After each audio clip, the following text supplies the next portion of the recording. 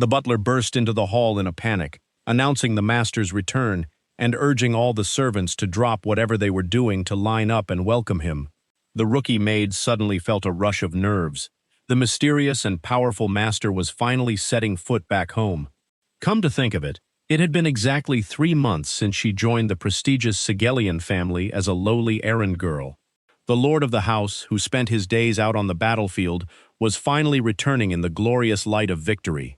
Rumor had it he was the greatest sword protecting the Teflon kingdom and the king's right-hand man, someone a complete newbie like her had never had the honor of meeting. The young maid couldn't help but wonder what this legendary leader actually looked like in person. The nerve-wracking moment she had been anticipating was finally about to unfold right before her eyes. Her heart pounded with excitement at the thought of seeing the great master's face with her own eyes. But the solemn atmosphere was suddenly shattered by the sound of a baby crying out of nowhere. She was startled and confused, realizing the crying was coming straight from the returning entourage.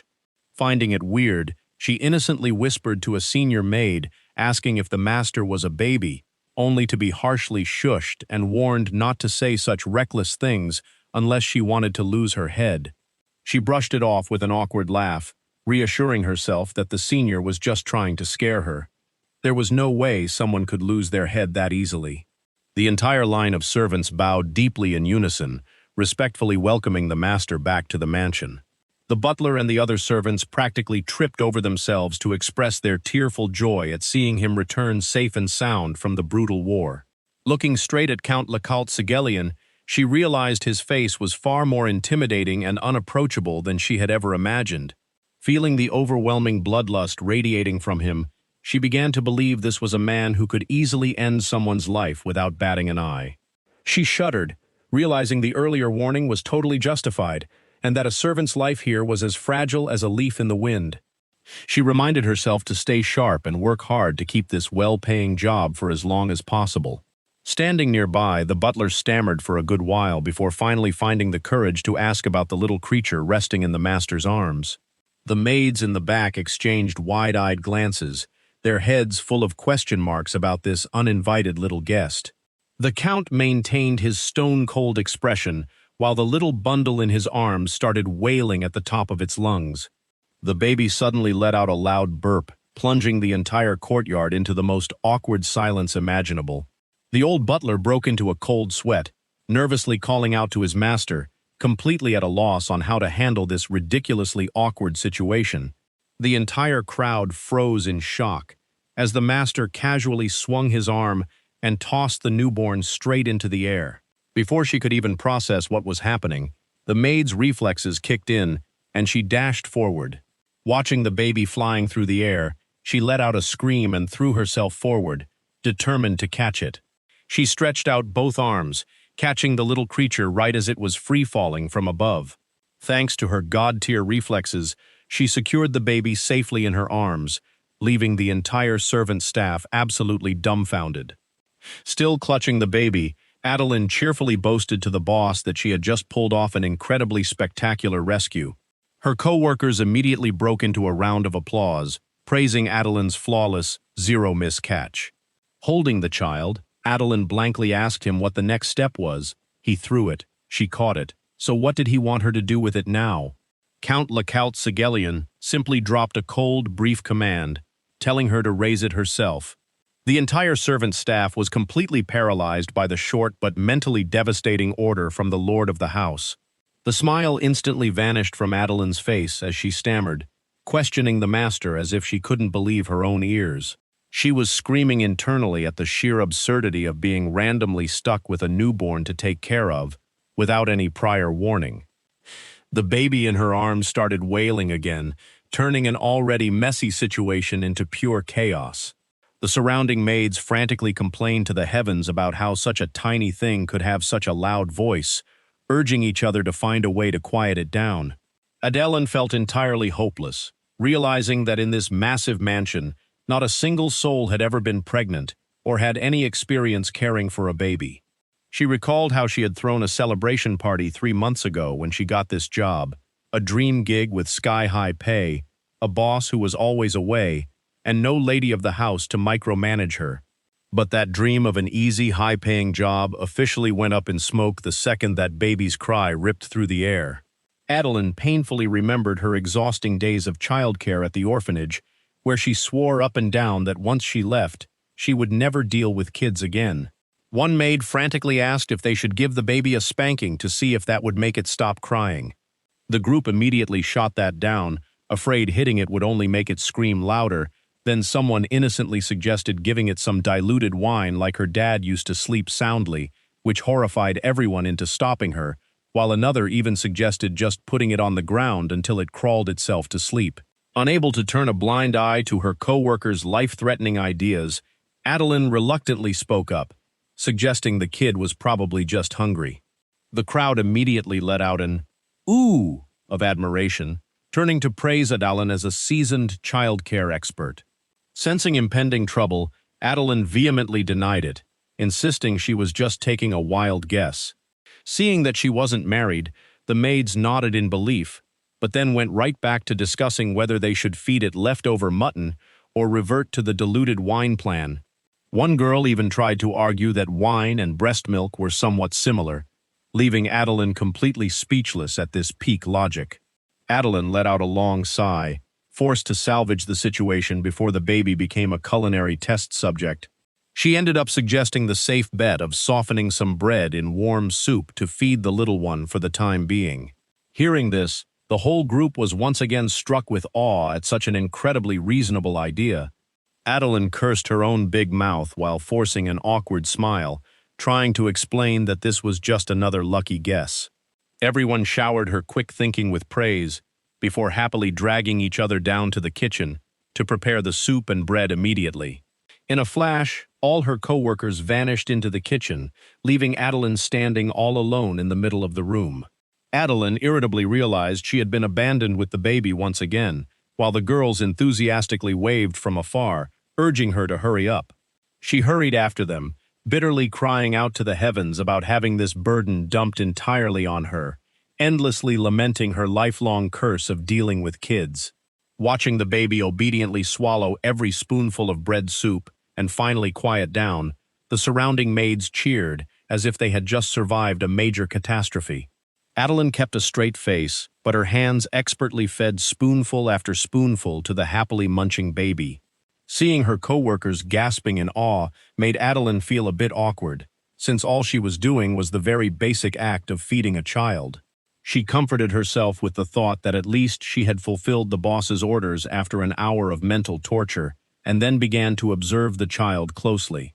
The maids gathered around, praising the baby's handsome features and guessing its parents must be a gorgeous couple, then wondered why such a cute kid was hauled over here like luggage with no parents in sight.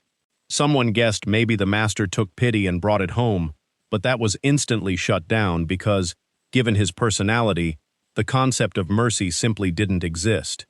Another theorized he adopted it to fulfill the dying wish of a fallen subordinate, but the whole group just laughed and waved it off, knowing he wasn't the self-sacrificing type. Adelen wondered why everyone's theories always ended with doubting the master's moral character, so she curiously asked what kind of person he actually was.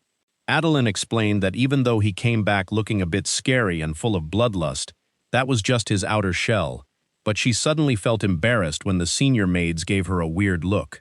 The maids immediately changed their tune, endlessly praising the master as a brilliant general, the kingdom's most talented knight, and a man born to dominate the battlefield. Adelen asked if they meant he was good at martial arts, but a senior replied that his combat skills were secondary. What really mattered was that his personality and aura inherently belonged to a place of bloodshed. Adelen quickly summarized that they were basically calling him a cold-blooded, merciless killer, making the senior maid's eyes widen in surprise at how perfectly she nailed it. One maid quickly backpedaled, saying he just absolutely hated anyone who did sloppy work or stuck their nose in other people's business, while Adelen noted a vital lesson for employees: read the boss's mood to survive. Drawing on her extensive street smarts, Adelen immediately categorized her boss as a highly dangerous individual to be avoided at all costs. It was best to just do her job and stay invisible. Suddenly, a maid blurted out a sensational theory about the baby's origins, instantly grabbing everyone's attention. The whole group quickly chimed in, speculating that this might just be the future heir of the Sigelian family, leaving Adelen groaning internally at how ridiculous these theories were getting. Adelen pointed out the glaringly obvious flaw: the baby's face didn't share a single feature with the master. The maids immediately argued that it probably looked like its mother, then whispered about how he had carried the kid like a sack and tossed it like a ball, concluding this was likely an accidental love child. The group started nodding, finding the illegitimate child theory somewhat plausible, but then they began to doubt their boss's ability to even have a romantic accident. The girls remained half skeptical, repeatedly questioning whether a man made of stone like him would even know how to get involved in a scandalous affair. One maid shyly defended him, saying that, after all, he was a young, virile man in his prime, which only made the others stare in disbelief. The whole group burst out laughing, saying he'd have to lose his mind to ever get caught up in something like that, treating it as the funniest explanation on earth. While Adelen was at a loss for words, a senior maid with 4 years of experience revealed that the boss had never messed around with women. The only female creature around him was his mare named Pony in the stables, so there was absolutely zero chance he was caught in a love trap. Adelen pictured the master having a tearful heart-to-heart with his mare and thought to herself that a man who rejected women to that extent was definitely suspicious, which led her to a bold assumption. Adelen blurted out, asking if the boss was into men, causing the senior maids around her to jump in terror and shriek her name. 2 pale-faced maids rushed over to muffle Adelen's mouth, scolding her for being suicidal and warning her that if those words reached his ears, her head would leave her neck in a heartbeat. The maids fiercely defended him, saying he was too busy with national affairs to care about romance, and that there was a long line of noble ladies chasing him whom he didn't even bother to look at. Adelen secretly admired her co-workers' boundless loyalty, while listening to them sigh and worry over the Sigelian family's bloodline if he stayed single forever. A senior maid kindly held Adelen's hands, comforting her that the master was actually very kind-hearted and encouraging her that raising this baby would bring her good luck, leaving Adelen completely clueless as to what was going on. Startled, Adelen panicked and asked why the conversation had suddenly swerved into forcing her to adopt the baby. The senior maid looked confused and asked back, hadn't the master just personally given her that exact task plain as day? The maids recited the order for her to take care of the kid word for word, then scolded Adelen for pretending to be clueless when she had heard it loud and clear. The others eagerly joined in, insisting with absolute certainty that he had looked Adelen dead in the eye and assigned the job to her alone. The whole group held hands, celebrating as if they'd hit the jackpot, using the excuse that no one else in the house knew how to care for a baby to dump the entire responsibility onto Adelen, the only one with experience. Adelen was so furious, she choked on her words at this blatantly shameless display of buck-passing from her co-workers. She held the baby, seething inside, firmly telling herself that the master absolutely did not say she had to handle raising it all by herself. Adelen silently held the child, staring blankly ahead in a state of sheer hopelessness and utter exhaustion. She bitterly reflected on how she could handle any job during her years as a hired hand, but childcare was the one thing she swore off for life after profoundly experiencing the burnout of struggling at the orphanage. Adelen shuddered as she remembered those grueling days of childcare where her meals and sleep were constantly disrupted, slamming her hand on the table and deciding she never wanted to step foot in that nightmare again. She stated flat out that even though the boss's orders were hard to defy, if the girls wouldn't roll up their sleeves and help, she would make a very drastic choice. Adelen dropped the ultimate ultimatum. She was ready to hand in her resignation right then and there to seek out a new horizon. The maids turned pale with fear and frantically tried to stop her, because if Adelen quit, they would be the next ones stuck raising the baby. Not to mention if their clumsiness got the kid hurt after 2 days, they'd all have to prepare for their own funerals. The girls immediately began begging Adelen to stay, swearing on their lives that they would do everything in their power to lend a helping hand. Adelen smirked and aggressively repeated the word help to call out the group's habit of passing the buck. A senior maid quickly tapped everyone's heads and apologized profusely, clarifying that they misspoke out of panic, and promising that the whole team would absolutely share the burden of raising the child. Seeing Adelen still narrowing her eyes in suspicion, the senior maid stepped up to represent the whole squad, swearing they would divide the workload equally and no one would dare slack off. Watching the group timidly nod in agreement, Adelen finally felt a weight lift off her chest. At least she wouldn't be left alone to shoulder this burden that had fallen from the sky. In his private room, Butler Shend looked heartbroken at the web of wounds covering his master's body, asking if he should immediately summon a doctor for an examination. Count Lecault maintained his stoic face, saying he had roughly bandaged them himself, and though it looked a bit ugly, they would heal on their own in a few days. Seeing blood still seeping through the bandages, the butler pleaded earnestly to be allowed to personally change the dressings for him. Shen started tearing up, seeing the little young master he had once cared for now bearing so many injuries from the war. Count Lecault finally sighed and gave in, letting the devoted old butler tend to his wounds. Carefully applying the medicine, Shen couldn't stop wincing in sympathy as he saw the painful slash marks all over his master's body. The old man nostalgically recalled his long journey from being a personal servant to the late count, to becoming the head butler who dedicated his life to serving the young master. In the old butler's eyes, no matter how much the world feared his master, to him, he would always be that same fragile little boy. He cautiously asked if he could rest for a while this time, and received a nod from the master. Hearing his boss promise to rest more during this return home, the butler finally felt a bit of relief in his heart. Taking advantage of the somber mood, Shend hesitantly probed about the true origins of the newborn baby he had brought back yesterday. Count Lecault's smile instantly vanished as he turned in silence to glare at the butler.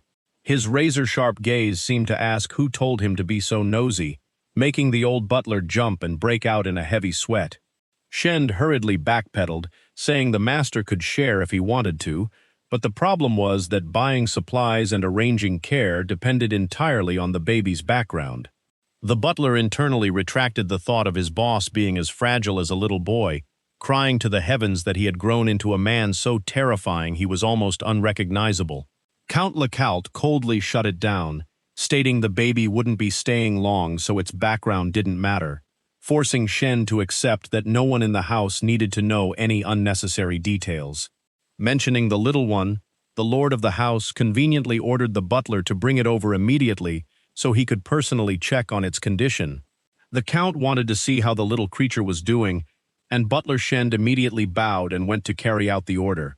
The next morning, Adelen stretched as she woke up, marveling at how long it had been since she enjoyed such a peaceful morning. Even though she rarely got to sleep on a proper soft bed, her entire body still ached as if she had been beaten. Opening her door a crack, Adelen jumped in shock when she saw Butler Shend already standing there like a statue, having waited who knows how long. Her sweet morning dream vanished into thin air the moment Adelen met the old man's overly serious face. Shend looked at her with deeply pessimistic eyes, figuring this maid probably wouldn't survive long under the boss anyway, so it was better for her to cross over sooner rather than later to find peace. Along the way, the butler repeatedly warned Adelen to keep her mouth shut and only say yes, while also reminding her to look cheerful, because the boss was extremely particular about his subordinates' moods and health. Adelen was absolutely bewildered, wondering what cruel twist of fate led a lowly, powerless cleaning girl like her to get an audience in the master's private quarters. She nostalgically remembered her days of hard work, feeling so proud looking at the gleaming floors and spotlessly clean furniture she had scrubbed with her own hands. Holding the baby, her heart filled with bitterness, unable to understand what kind of karma had pushed her into this ironic situation. Looking at the tiny culprit sleeping soundly after turning her whole life upside down, Adelen grumbled in frustration, but also secretly thanked her lucky stars, knowing that if the kid woke up and threw a tantrum right now, it would be a total disaster. After waiting outside the door for a long time with no activity, Adelen timidly asked the butler if he was sure the master had actually summoned her. Butler Shend explained that the master wasn't the type to call someone and then flake out, so he was probably just tied up with something urgent, telling Adelen to be patient and wait a little longer. Suddenly, from inside, there was the sound of things crashing and shattering, accompanied by incredibly violent sounds of a roaring struggle. Panicking, Adelen urged the butler to break down the door and rush in to see what was happening, but the old man immediately spread his arms to stop her. Even though he admitted the chaotic noise inside sounded far from okay, the experienced butler firmly refused to let the maid impulsively step inside.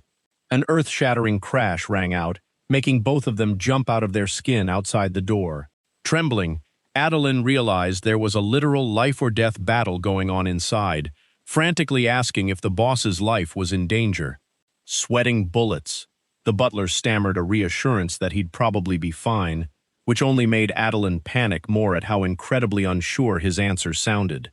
Shend hastily tried to save face by declaring that his boss had fought his whole life without ever tasting defeat, so he would definitely walk out safe and sound. Inside the room, the Count, with razor-sharp eyes, swung cold, lethal sword strikes to finish off the intruder. The suffocatingly tense duel ended in the blink of an eye, with a blood-soaked slash of his sword. The door burst open, and the master's icy voice echoed out, telling the two standing outside to come in. Adelen clutched the baby tightly, her heart pounding as she had no idea what horrifying scene had just unfolded behind those closed doors. Stepping inside, she immediately froze when she saw a bizarre, red liquid pooling all over the floor. Adelen stood petrified, realizing those were fresh bloodstains still reeking with a sickeningly metallic stench. The maid's face went completely pale when she saw the sheer volume of blood splattered everywhere, enough to make her hair stand on end. Shivering, Adelen wondered if this horrifying amount of blood had poured straight out of the master's own body. Count Lecault, his clothes disheveled, calmly looked at the butler and reminded him to arrange for more people to clean up this battlefield. Butler Shend hurriedly accepted the order, then anxiously bombarded the master with questions about whether he was hurt, seeing the bloody mess all over the room. The Count casually reassured him that he was completely unharmed and that the disgusting blood absolutely wasn't his. Suddenly, Adelen's heel stepped on something squishy, sending a chill right down her spine. The maid slowly turned her head and was terrified to see a figure in a black cloak lying motionless in a pool of blood.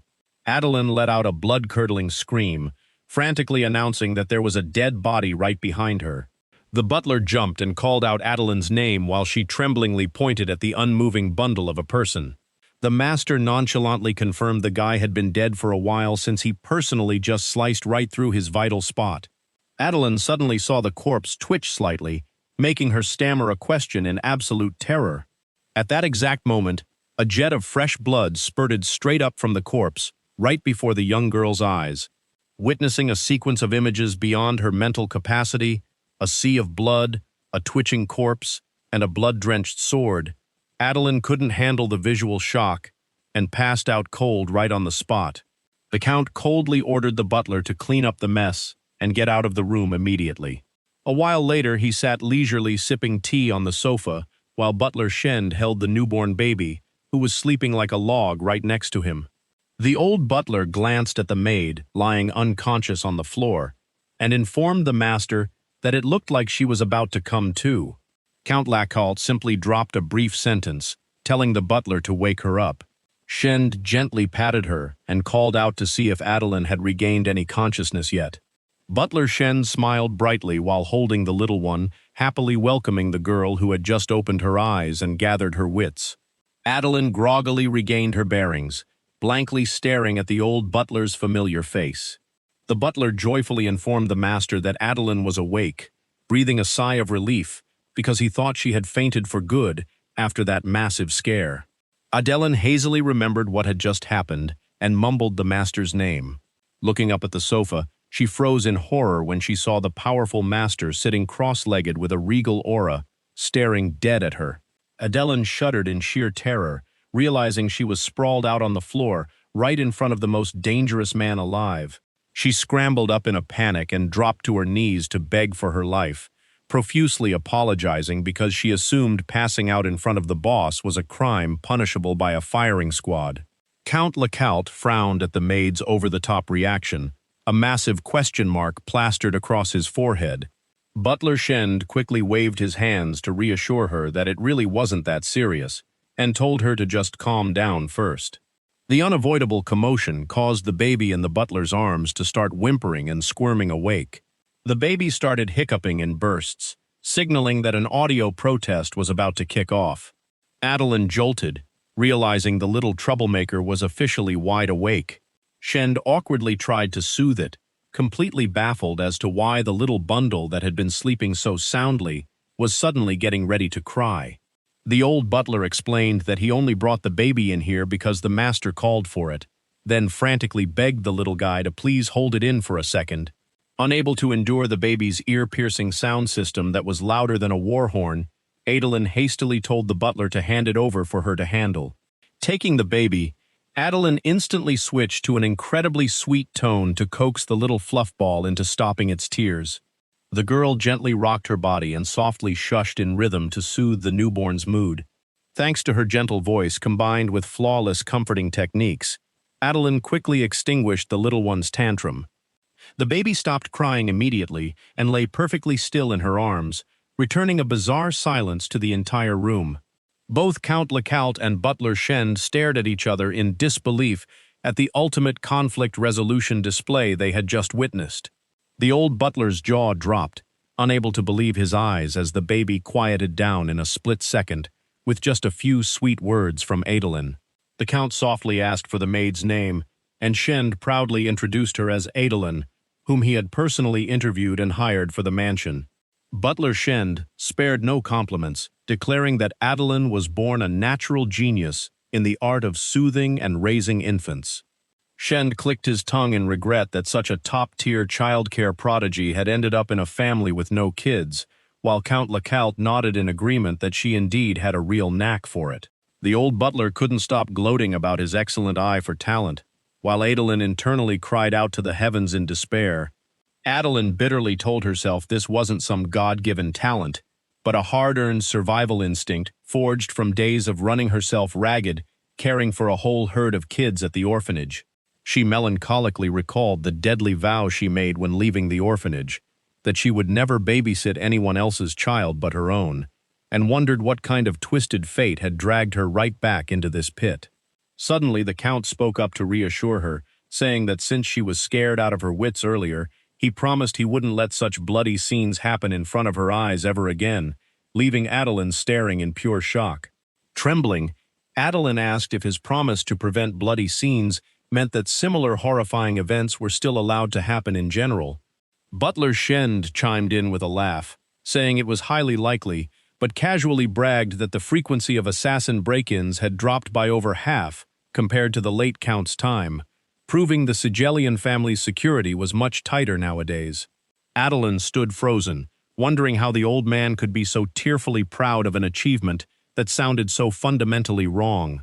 She screamed internally that the assassins weren't extinct, just reduced in number, so why was the butler celebrating like he hit the jackpot while the boss kept a straight face like it was nothing? Adelen was in absolute panic seeing that their lives were hanging by a thread while the boss leisurely sipped his cold tea, wondering if she was the only normal person in this house who actually feared death. She debated whether she should hand in her resignation at a place where assassins waltzed in and out like they were at the market, but thinking about the sky-high salary made her bitterly regret the idea. Suddenly, a brilliant idea flashed through Adelen's mind. She calculated that the assassin's target was definitely the powerful lord of the house, so all she had to do was hide in a remote corner, clean diligently, and absolutely avoid the master to keep her little life safe. Adelen smiled smugly, having just figured out the perfect strategy: keep herself as far out of the boss's sight as humanly possible. The maid timidly asked if it was true that from now on she wouldn't have to see him very often. Adelen explained that babysitting was just too exhausting, so she merely wanted to lay low and do manual labor in some obscure corner to avoid accidentally running into assassins. Count Lecault coldly replied that whether she saw him or not had absolutely no bearing on whether she could dodge collateral damage. Adelen's jaw dropped in shock, unable to understand why he would drop such a brutal truth on her. The Count calmly dropped a truth bomb. The assassin he just dealt with wasn't aiming for him at all. Their real target from start to finish was Adelen herself. Both Adelen and Butler Shen stood completely paralyzed, jaws on the floor at the master's earth-shattering statement. The master casually told the two of them to stop overreacting, because if he hadn't intervened in time, she'd already be a ghost. He sighed and added a spine-chilling remark that no one could guarantee she'd be lucky enough to keep her life next time. Adelen was absolutely terrified, wondering who on earth a fresh-out-of-the-orphanage floor scrubber like her could have offended to have people ruthlessly hunting her down. She suddenly looked down at the little fluff ball in her arms and began to suspect if the root of this disaster came from this tiny creature. Count Lecault spoke up, revealing the baby's full birth name as Havel Lehart Morn. He provided extra info that, although the exact birth date was unknown, the child was currently less than a year old. The Lord of the House officially announced the baby's true identity, the one and only prince and esteemed crown prince of the Morn Empire. Both Adelen and the old butler felt like they were going to pass out when they realized the baby they had been holding was the crown prince of the enemy nation their kingdom was fighting tooth and nail against. Count Lecault asserted that this baby was the ultimate trump card to put an end to the grueling, costly war with Morn. He ordered Adelen to take care of the kid thoroughly from now on, absolutely forbidding her from letting it die or getting snatched back by Morn's people. While the old butler sighed endlessly over his lack of a peaceful old age, Adelen pressed to know how long she had to raise it, and he flatly replied until it outlived its usefulness. But exactly how long that would be, he had no idea. Adelen went completely mute hearing those two incredibly irresponsible words, "no idea," come out of her respected boss's mouth. She bitterly realized her dream of a cozy family was officially gone, replaced by days of being under house arrest as a hostage babysitter, risking her life in the crosshairs of endless assassination attempts. Faced with a future darker than a moonless night, Adelen bravely and flat-out refused right to her boss's face, making Butler Shen's heart skip a beat. Even knowing a servant's lot was to blindly obey, she choked back tears and argued that she needed to stay alive to actually continue serving him. Tearing up, Adelen told herself this was her last chance to escape the forced labor of babysitting an enemy crown prince until he grew a beard. Count Lecault remained silent, his razor-sharp eyes staring intently at the maid who was sobbing her eyes out in front of him. He reminded her of his promise to keep her away from blood and gore, and asked back if she was dead set on rejecting a job that absolutely had to be done by someone in the house.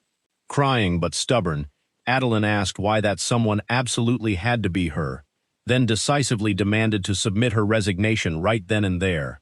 Sweating profusely, Butler Shen frantically tried to stop Adelen, not daring to look at the boss because he knew all too well how terrifying it was when he lost his temper. Contrary to everyone's absolute terror, the Count gave a firm nod, accepting her resignation request, leaving Adelen stunned and bewildered. He leisurely explained that she wasn't a slave he bought, nor a knight sworn to loyalty, so he had no energy to force someone who wanted to jump ship to stay. Adelen was secretly moved to tears by the powerful master's incredibly reasonable and gentlemanly demeanor. But right after that he tacked on an icy condition. He accepted her resignation, but she was absolutely forbidden from stepping foot outside the mansion gates. Adelen turned pale and tremblingly asked what on earth that confusing sentence was supposed to mean. The Count calmly presented the second option. She could choose to cross over to the other side right here on the spot. Adelen shrieked in horror at the sudden death sentence, while the baby in her arms randomly giggled and slipped straight down. Butler Shen quickly snagged the baby and breathed a sigh of relief that his old bones were still in good working order. Count Lecault explained that since she was already involved with the child, her existence was now a state secret, so to prevent news from leaking, he only had two options: lock her up or end her right there. He emphasized that holding the crown prince was the king's secret order, and one slip-up meant his whole family's heads would roll, so silencing her was the fastest and safest solution. Faced with this infuriatingly ironic situation, Adelen had to swallow her tears and make the choice to save her miserable life. The maid clenched her fists and loudly begged the master to put her under house arrest instead of sending her back to Mother Earth. Adelen reasoned with herself that no matter what people said, Sitting in prison eating government food was 10,000 times better than dying young. She still had so many dreams, she wasn't stupid enough to die for nothing. She frantically urged the butler to tie her up immediately before she could change her mind, making the old man panic, holding the baby and desperately trying to calm her down. Count Lecault put a hand to his forehead and sighed, looking at his servant with a gaze that couldn't be more done. He told her the Sigelian mansion had never had a dungeon and had no need to house prisoners, making Adelen confusedly ask where he normally locked up captured enemies. The master suddenly let out a hearty laugh and remarked that this maid truly had a very interesting personality. His rare smile left the surrounding servants both surprised and experiencing a chill down their spines, and with that, Adelen officially kicked off her new daily life. As a result, Adelen was sent to a private room and subjected to incredibly strict surveillance. Even though there were guards stationed outside the door, fitting the standard of a prisoner under house arrest, the inside of the room was surprisingly luxurious. Adelen realized this was the first time in her life she had her very own huge private room, a far cry from cramming with 10 people at the orphanage or sharing a corner with 5 maids like before. Getting to enjoy the spacious, spotlessly clean room all to herself, her mood did a total 180-degree turn. Adelen hugged her cheeks in sheer joy, realizing that the life of house arrest was actually this rosy and wonderful. The baby's ear-piercing cries echoing from afar shattered the peaceful, quiet atmosphere. Adelen instantly recognized the familiar crying voice that the kid had been screaming with right up until she fell asleep yesterday. Hearing the baby crying so hard its throat must be raw, reaching all the way to her room, Adelen secretly praised its massive lungs, thinking the kid would definitely grow up strong and healthy. Butler Shend knocked on the door and brought in a lavish breakfast, offering Adelen absolute top-tier service. Adelen smiled as she opened the door, politely thanking the old butler for his thoughtfulness. Looking at the tray overflowing with delicacies after a day of just lying around enjoying herself, she went crazy with joy, unable to believe her eyes. Seeing Adelen happily devouring the extravagant breakfast like a professional slacker, Shend sympathetically asked if she was suffering, to which she beamed and replied that she felt incredibly refreshed and loved her life right now. She recalled that her life's dream had originally just been to find a kind, hard-working husband, have a few good kids, and live a peaceful, simple life. But since the current of life had taken such a spectacular turn, she decided to happily embrace her new reality. Adelen excitedly did a 180 and completely reset her life goals in a brand new direction. Her brand new dream was to become a happy freeloader at the Sigelian mansion, spending all day eating well and sleeping soundly in her private room without ever having to lift a finger for hard labor. Butler Shend kindly advised Adelen not to hold a grudge against the master since she at least kept her life, but she happily bowed, swore to stick around at Sigelian forever, and profusely thanked him in her head.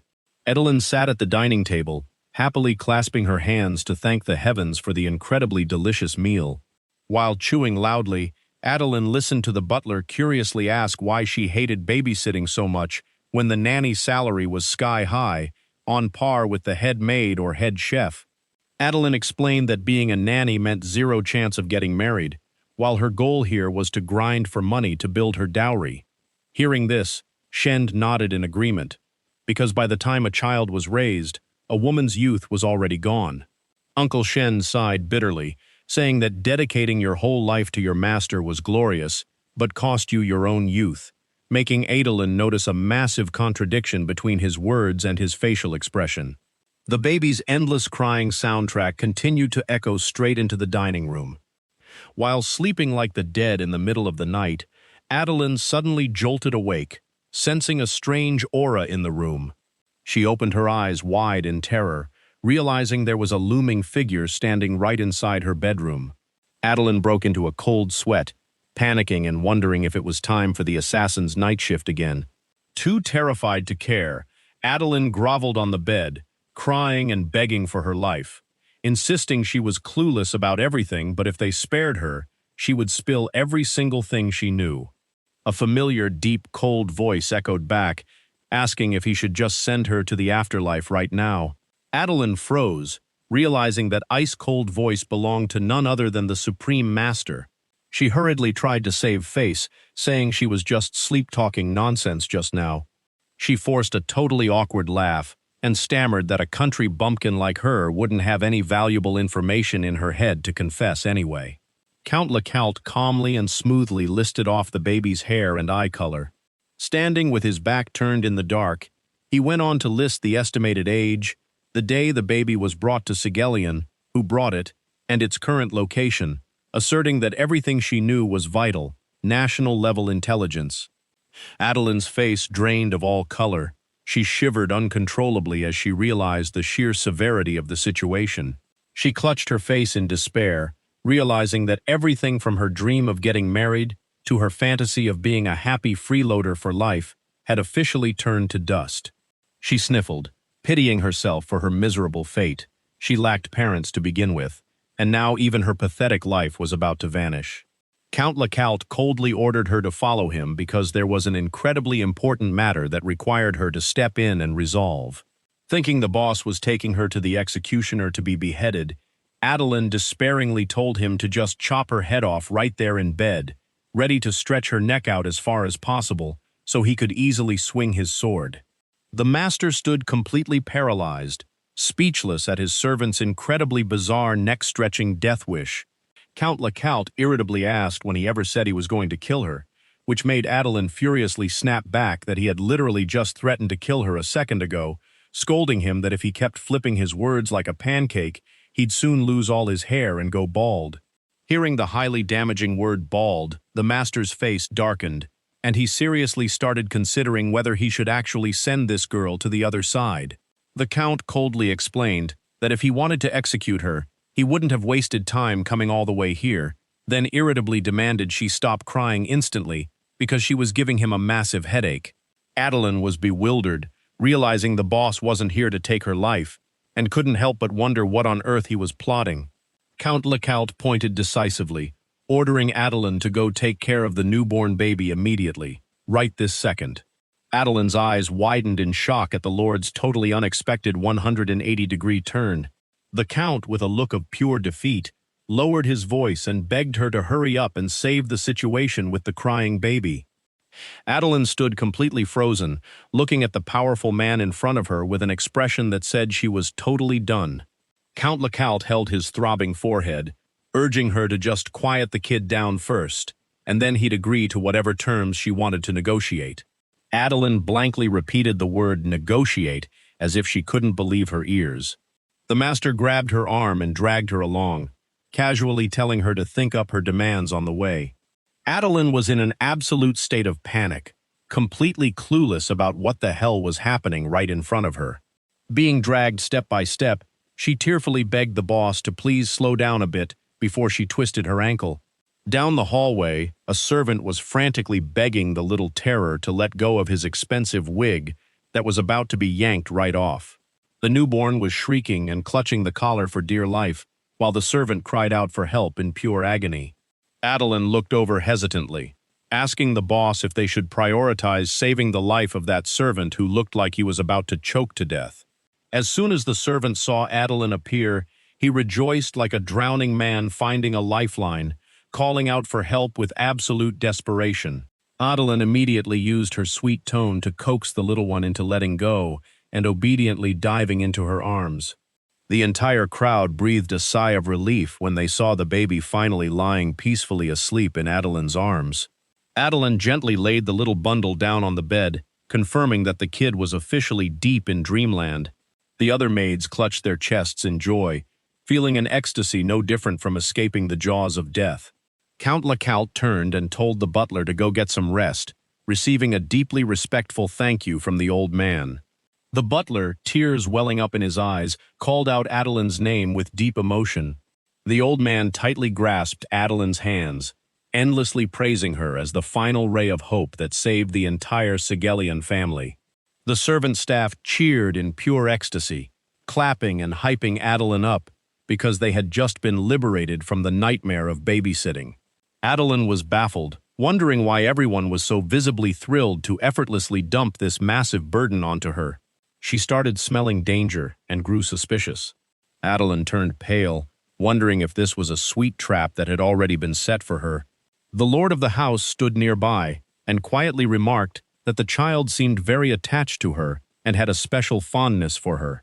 Adelen awkwardly laughed it off, explaining that she came from a big family, so she was just a little used to it. Count Lecault had to nod and admit that, regardless, she handled the situation incredibly smoothly. Adelen immediately reiterated her firm stance. She absolutely refused to be a nanny for anyone. Hearing this, the Count frowned slightly, clearly showing his displeasure. He then turned and told her to follow him into his study so they could talk things out clearly. Adelen obediently followed, step by step behind him. As soon as they sat down at the desk, the master told her to be totally upfront and list all her conditions. Count Lecault immediately went big, offering to double her salary starting this very month. Adelen quickly did the math in her head. A doubled salary would let her save enough for a dowry in just one short year, making her resolve shake violently.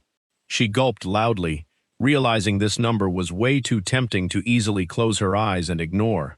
Adelen stood rooted to the spot, engaged in an incredibly fierce internal struggle. Seeing her remain dead silent, the Count boldly raised the offer to triple the pay, making her jump. Adelen frantically waved her hands, saying money wasn't the core issue, which prompted the boss to press her on what else she could possibly want. The master looked her dead in the eye, pressing to know what her heart truly desired. Adelen hesitated, completely flustered and unsure of how to start. She asked why he didn't just hire a professional nanny from town, and he explained this was a state secret that required limiting eyes and ears to avoid spies. Plus, he was only asking her to babysit for a few days anyway. The master's incredibly convincing explanation put Adelen in a serious tug-of-war of indecision. She evaluated her options.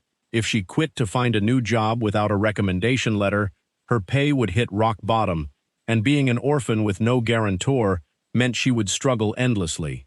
Thinking about the double or triple salary with sky-high perks for a job that would only last a few days, she started to see the appeal. The master suddenly declared that if she really didn't want to, she was completely free to pack her bags and leave right now.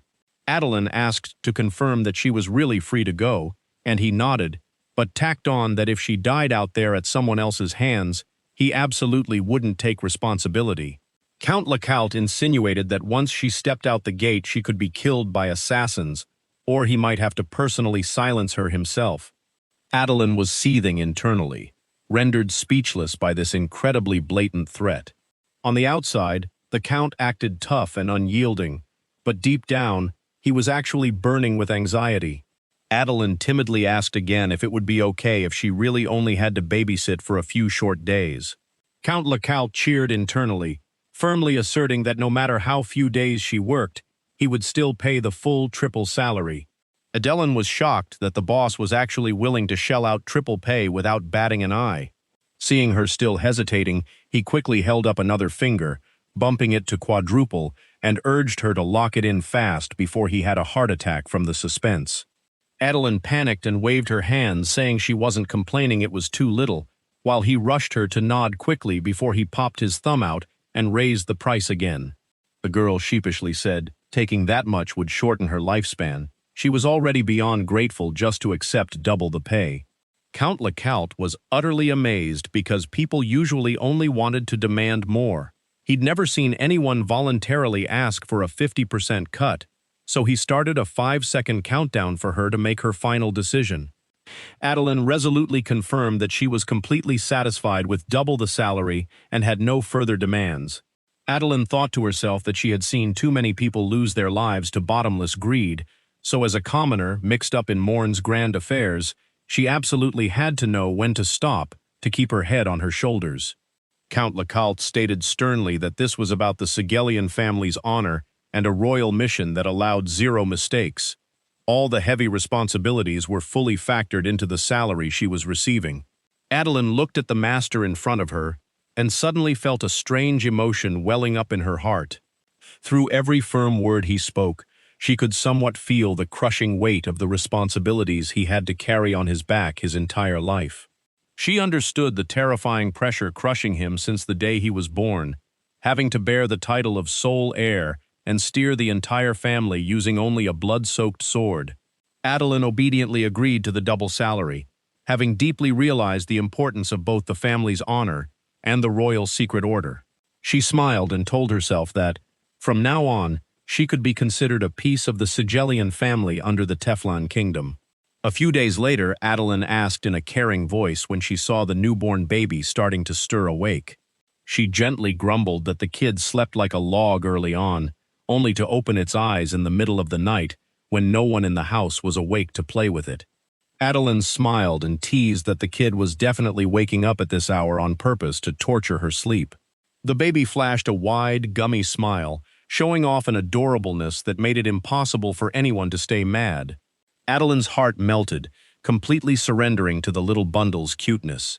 She hugged the child tightly, praising how these handsome features would definitely break a lot of girls' hearts when he grew up.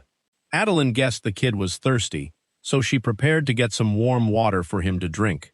She looked over and saw that the water pitcher left in the room had run dry at some point.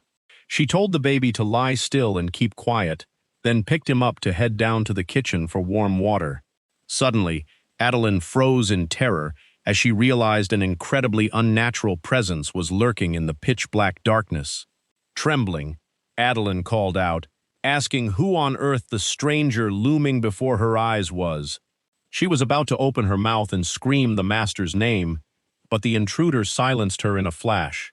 The assassin drew his sword from its sheath, threatening her in the blink of an eye. The masked man coldly ordered her to shut up, saying he didn't want to kill senselessly and demanding she obediently hand over the baby.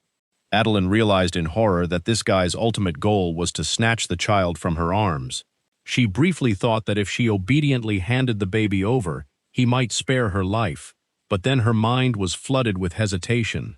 She feared that if she lost this kid, the boss would drag her out and behead her later for the crime of negligently losing the hostage.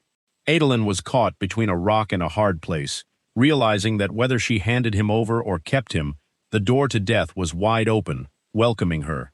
The intruder narrowed his eyes suspiciously, asking if the reason she was risking her life to hold on so tight was because she already knew the child's true identity. Facing the ice-cold blade pressed right against her face, Adelen tremblingly nodded, admitting she knew exactly who this baby was. The masked man looked slightly stunned and surprised by the maid's answer. Adelen choked up, saying that because she knew, she couldn't hand the baby over even more. Either way, it would be hard for her to keep her life. Meanwhile, the intruder locked his eyes onto her shiny, light brown hair. He immediately noticed the young girl's rare and hard-to-find orange eyes, uncommon in the Teflon kingdom. Those special eyes suddenly reminded him of the silhouette of an old acquaintance. The masked man blurted out a totally unexpected question. Was she someone who carried the bloodline of the Morn Empire? Adelen stared blankly, completely clueless about what kind of nonsense the other guy was spouting. The assassin pointed his sword straight at her and interrogated whether her parents were originally from Morn, which only plunged Adelen into even deeper, absolute panic. Adelen shivered violently and begged for her life, profusely explaining that she was just a lowly cleaner assigned to hold the baby and knew nothing more. The masked man shook his head, telling himself such an absurd thing was impossible, cursing himself for overthinking things way too much. Scared to tears, Adelen could only hug the newborn tight against her chest to find a little sense of security. Suddenly, the intruder dropped a shocking invitation, telling her to flee with him back to the Morn Empire tonight. Adelen asked him to repeat himself, her brain failing to process this completely unexpected escape offer from an intruder. The masked man painted a rosy picture. If she just grabbed the baby and bailed right now, he would set her up with a secure, comfortable life in whatever corner of the world she liked. Adelen's eyes widened in confusion at this incredibly lucrative gift that had seemingly dropped right out of the sky onto her head. The assassin added that the destination could be anywhere on the map. He wasn't forcing her to go to the Morn Empire. Trembling, Adelen asked if she would be sent to the afterlife if she refused, her heart starting to churn violently. She calculated that she had no family ties or debts in this land of Teflon anyway, so maybe she should just grab a fat stack of cash and run far away to an obscure place to live a peaceful life. The intruder started losing his patience, aggressively urging her to make her final decision quickly. Adelen gulped loudly, stammering as she was about to open her mouth and nod to the most tempting offer ever. She hesitated, about to agree in a heartbeat, but her reasons slammed the brakes just in time. Adelen thought deeper about whether she would actually get to live peacefully until old age, after pulling off such a shocking escape. She feared that even if she changed her name, after daring to drag the Sigelian family's name through the mud, that ruthless master of hers would never let her survive. The image of the boss carrying a massive sword, hunting her down everywhere to claim her life, appeared vividly in her mind, making Adelen break into a cold sweat. She knew her boss's personality all too well. He was a top-tier predator who never let go of his prey, ready to hunt down and completely obliterate a traitor to the ends of the earth. Looking at the baby sleeping soundly, Adelen bitterly realized her insignificant fate was tightly bound to the palm of the master's hand. The young girl melancholically recognized who the real person holding the power of life and death over her miserable life was. Adelen trembled, her lips parting as she prepared to make the choice that would define her life. Instead of obediently grabbing the bag of gold and running away with the stranger, Adelen hugged the baby tight, opened her mouth wide, and screamed for the boss to save her. The intruder jumped and cursed because he never expected a maid who looked like a total coward to actually dare to sound the alarm. The assassin started panicking when he heard footsteps reeking of bloodlust rushing toward them at rocket speed. The masked man clicked his tongue, realizing the tables had turned and he had no choice but to draw his sword and act fast. Adelen squeezed her eyes shut and kept belting out her desperate cries for help. The Count, with a gleaming sword in his hand, arrived just in time, standing tall to block the space between the assassin's blade and the maid. Adelen breathed a sigh of relief, looking up at the broad, incredibly sturdy back of her powerful boss, feeling as if an angel had descended. Count Lecault immediately unleashed a razor-sharp sword strike straight at the uninvited guest. She was thrilled to her core because her savior had actually shown up exactly at the right time and place, just like in a documentary. The master spoke with a sarcastic tone, praising the opponent's massive guts for voluntarily walking right into death's door at his house. The assassin stared in shock, seeing that he was still moving swiftly after a massive battle instead of being bedridden nursing his wounds. Standing behind, Adelen realized in confusion that these two faces seemed to have some ancient grudge from a past life. Count Lecault coldly declared that even if he was bruised and battered, taking his opponent's head would still be as easy as flipping his hand. The lord of the house instantly exposed his opponent's identity as General Kias, casually mocking his recklessness for daring to waltz into the tiger's den completely alone. General Kias clicked his tongue in pure frustration, seeing that his situation was increasingly hitting a dead end. Sensing the backup forces swarming in, Kias jolted, realizing he had completely fallen into the losing position. The knights immediately received orders and formed an airtight perimeter, while Kias secretly regretted not finishing off the maid earlier to snatch the baby and be done with it. Kias had to bite the bullet and look for an escape route in absolute regret. He muttered angrily as he launched himself into the air to flee. The master's squad of knights immediately accelerated, relentlessly chasing after him to capture the assassin alive. As he escaped, General Kias angrily asked himself why a lowly servant had a face so identical to that woman from years ago. Adelen sat slumped on the floor, trembling, telling herself that her little life was at least temporarily extended for now. She suddenly noticed the surrounding atmosphere had just cooled down, only to abruptly shift into something terrifyingly gloomy and bizarre. The Count stood in dead silence, looking down and staring intensely at the maid who was huddled on the floor, radiating immense pressure. Adelen broke into a cold sweat, wondering why the boss was looking at her with a gaze that felt like it wanted to burn a hole right through her face.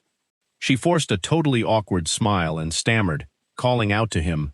Adelen bitterly recalled Count Lecault's rock-solid promise that he would absolutely never let a bloody, messy scene happen in front of her again.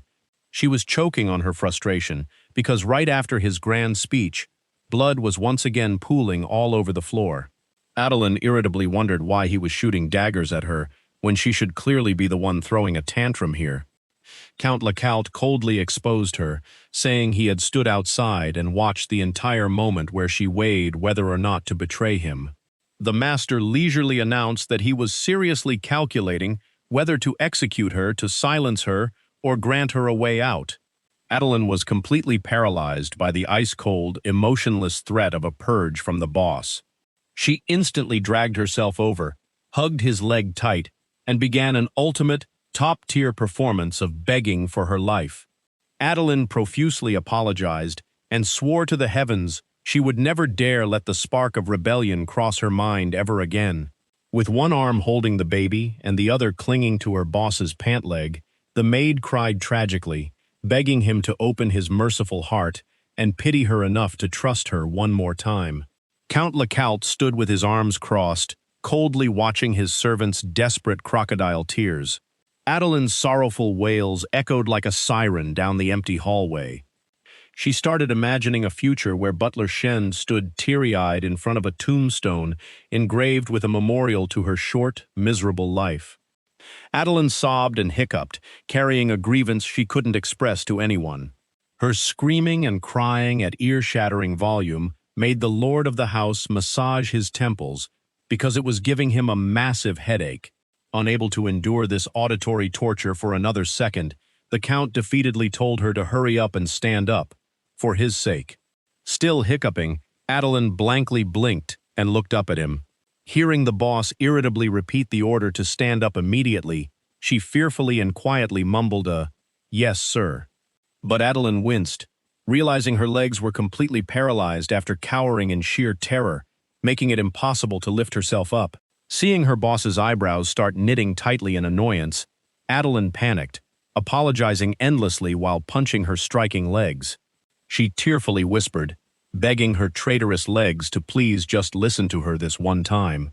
Seeing this, Count Lecout calmly sheathed his razor-sharp sword. Adelen's eyes went wide with confusion, having no idea what trick he was going to pull next. She suddenly shrieked as she felt her entire body being hoisted up into the air. The master nonchalantly used one hand to scoop Adelen up and throw her over his shoulder, while using the other to hold the newborn baby, and just started walking. Hanging upside down like a sack of rice, Adelen was in pure shock, stammering to ask what on earth he was planning to do with her. The master just coldly snapped at her to be quiet and stay still so he could walk. Hearing that, the maid obediently clamped her mouth shut, overwhelmed with fear. Trembling, Adelen bravely whispered a question, asking where he was escorting her to. She started jumping to worst-case scenarios, thinking he was carrying her straight to the execution ground for a public beheading or tossing her into a slaughterhouse to dispose of the body. Thinking of the prospect of being thrown into a damp dungeon to suffer all kinds of torture, Adelen couldn't hold back her muffled sobs. She lamented her fate, wondering why her life was as fragile as toasted rice paper, while secretly praying to all the gods that as long as she kept her life, she'd gladly work like a dog or a horse. Regaining her senses after her wingless flight, Adelen blankly realized the place he had just dropped her was actually the master's own massive, luxurious bedroom. The newborn baby resting on the soft bed suddenly let out a soft sigh that sounded incredibly adorable. Adelen quickly seized the opportunity, declaring that she was extremely willing to take on the job of caring for this kid. She scrambled closer to the baby, displaying the high sense of responsibility and extreme dedication of a model nanny. The Count calmly remarked that her choosing to scream for his help at the last minute was an incredibly brilliant and correct move. He asserted that this was the one and only reason her head was still attached to her neck, so she could sit here babbling with him right now. Adelen realized the boss had stood there and caught the entire negotiation from start to finish, so she could only quietly bow her head and apologize to brush past it. The maid defended herself, explaining that at the time there was a sword as big as a fan pressed dangerously close to her throat. She waved her arms and legs around, describing the massive size and the hair's breadth distance of the sword to prove to her boss that her fear was completely rational and natural. Count Lecout smirked sarcastically, saying that with just a dull blade to her neck, she was ready to spill her guts, hand over the crown prince, and even seamlessly plot a move to mourn to settle down. Adelen was screaming internally with frustration. What was seamless about it? For a commoner to waver when a sword is pressed to their nose is just a completely normal human survival reflex. The master clicked his tongue, declaring that if it weren't for the fact that he couldn't dig up a second person in this massive mansion who knew how to soothe a baby, he would have sent her to Mother Earth ages ago. Hearing the boss admit that no one else could handle this difficult baby but her, Adelen rushed to seize the golden opportunity to kiss up and beg for his mercy.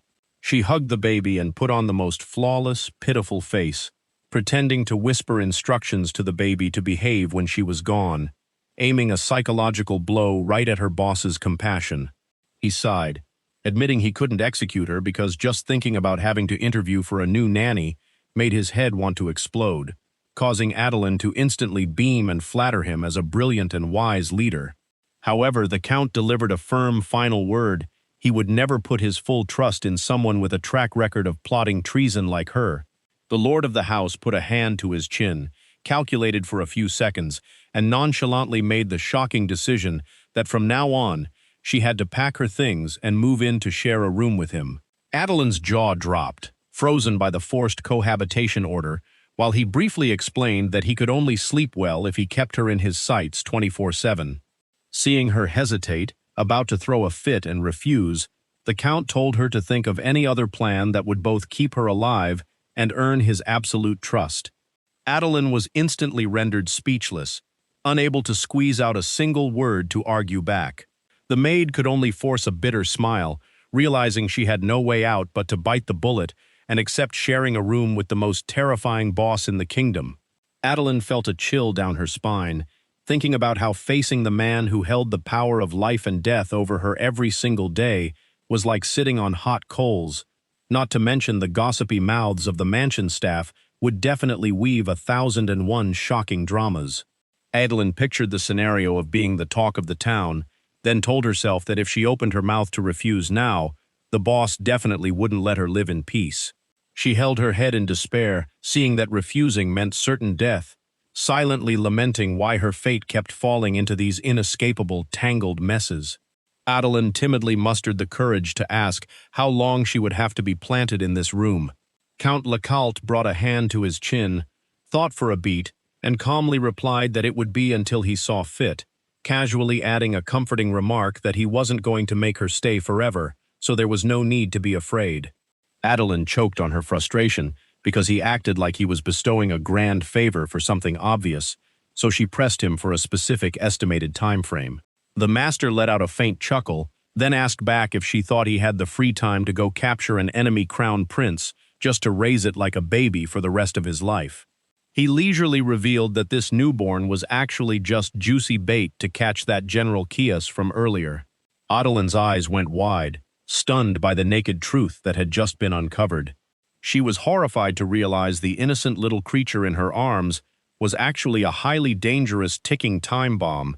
She vaguely remembered hearing about General Kias's reputation, but still wondered why the boss was so dead set on capturing him. The Count slowly stepped closer and revealed that General Kias was actually the biological uncle of the tiny crown prince lying right here.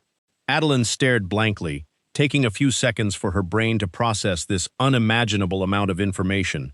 The maid's jaw dropped in shock as it dawned on her that the intruder earlier wasn't an assassin coming to kill the kid, but an uncle risking his life in the tiger's den to save his nephew.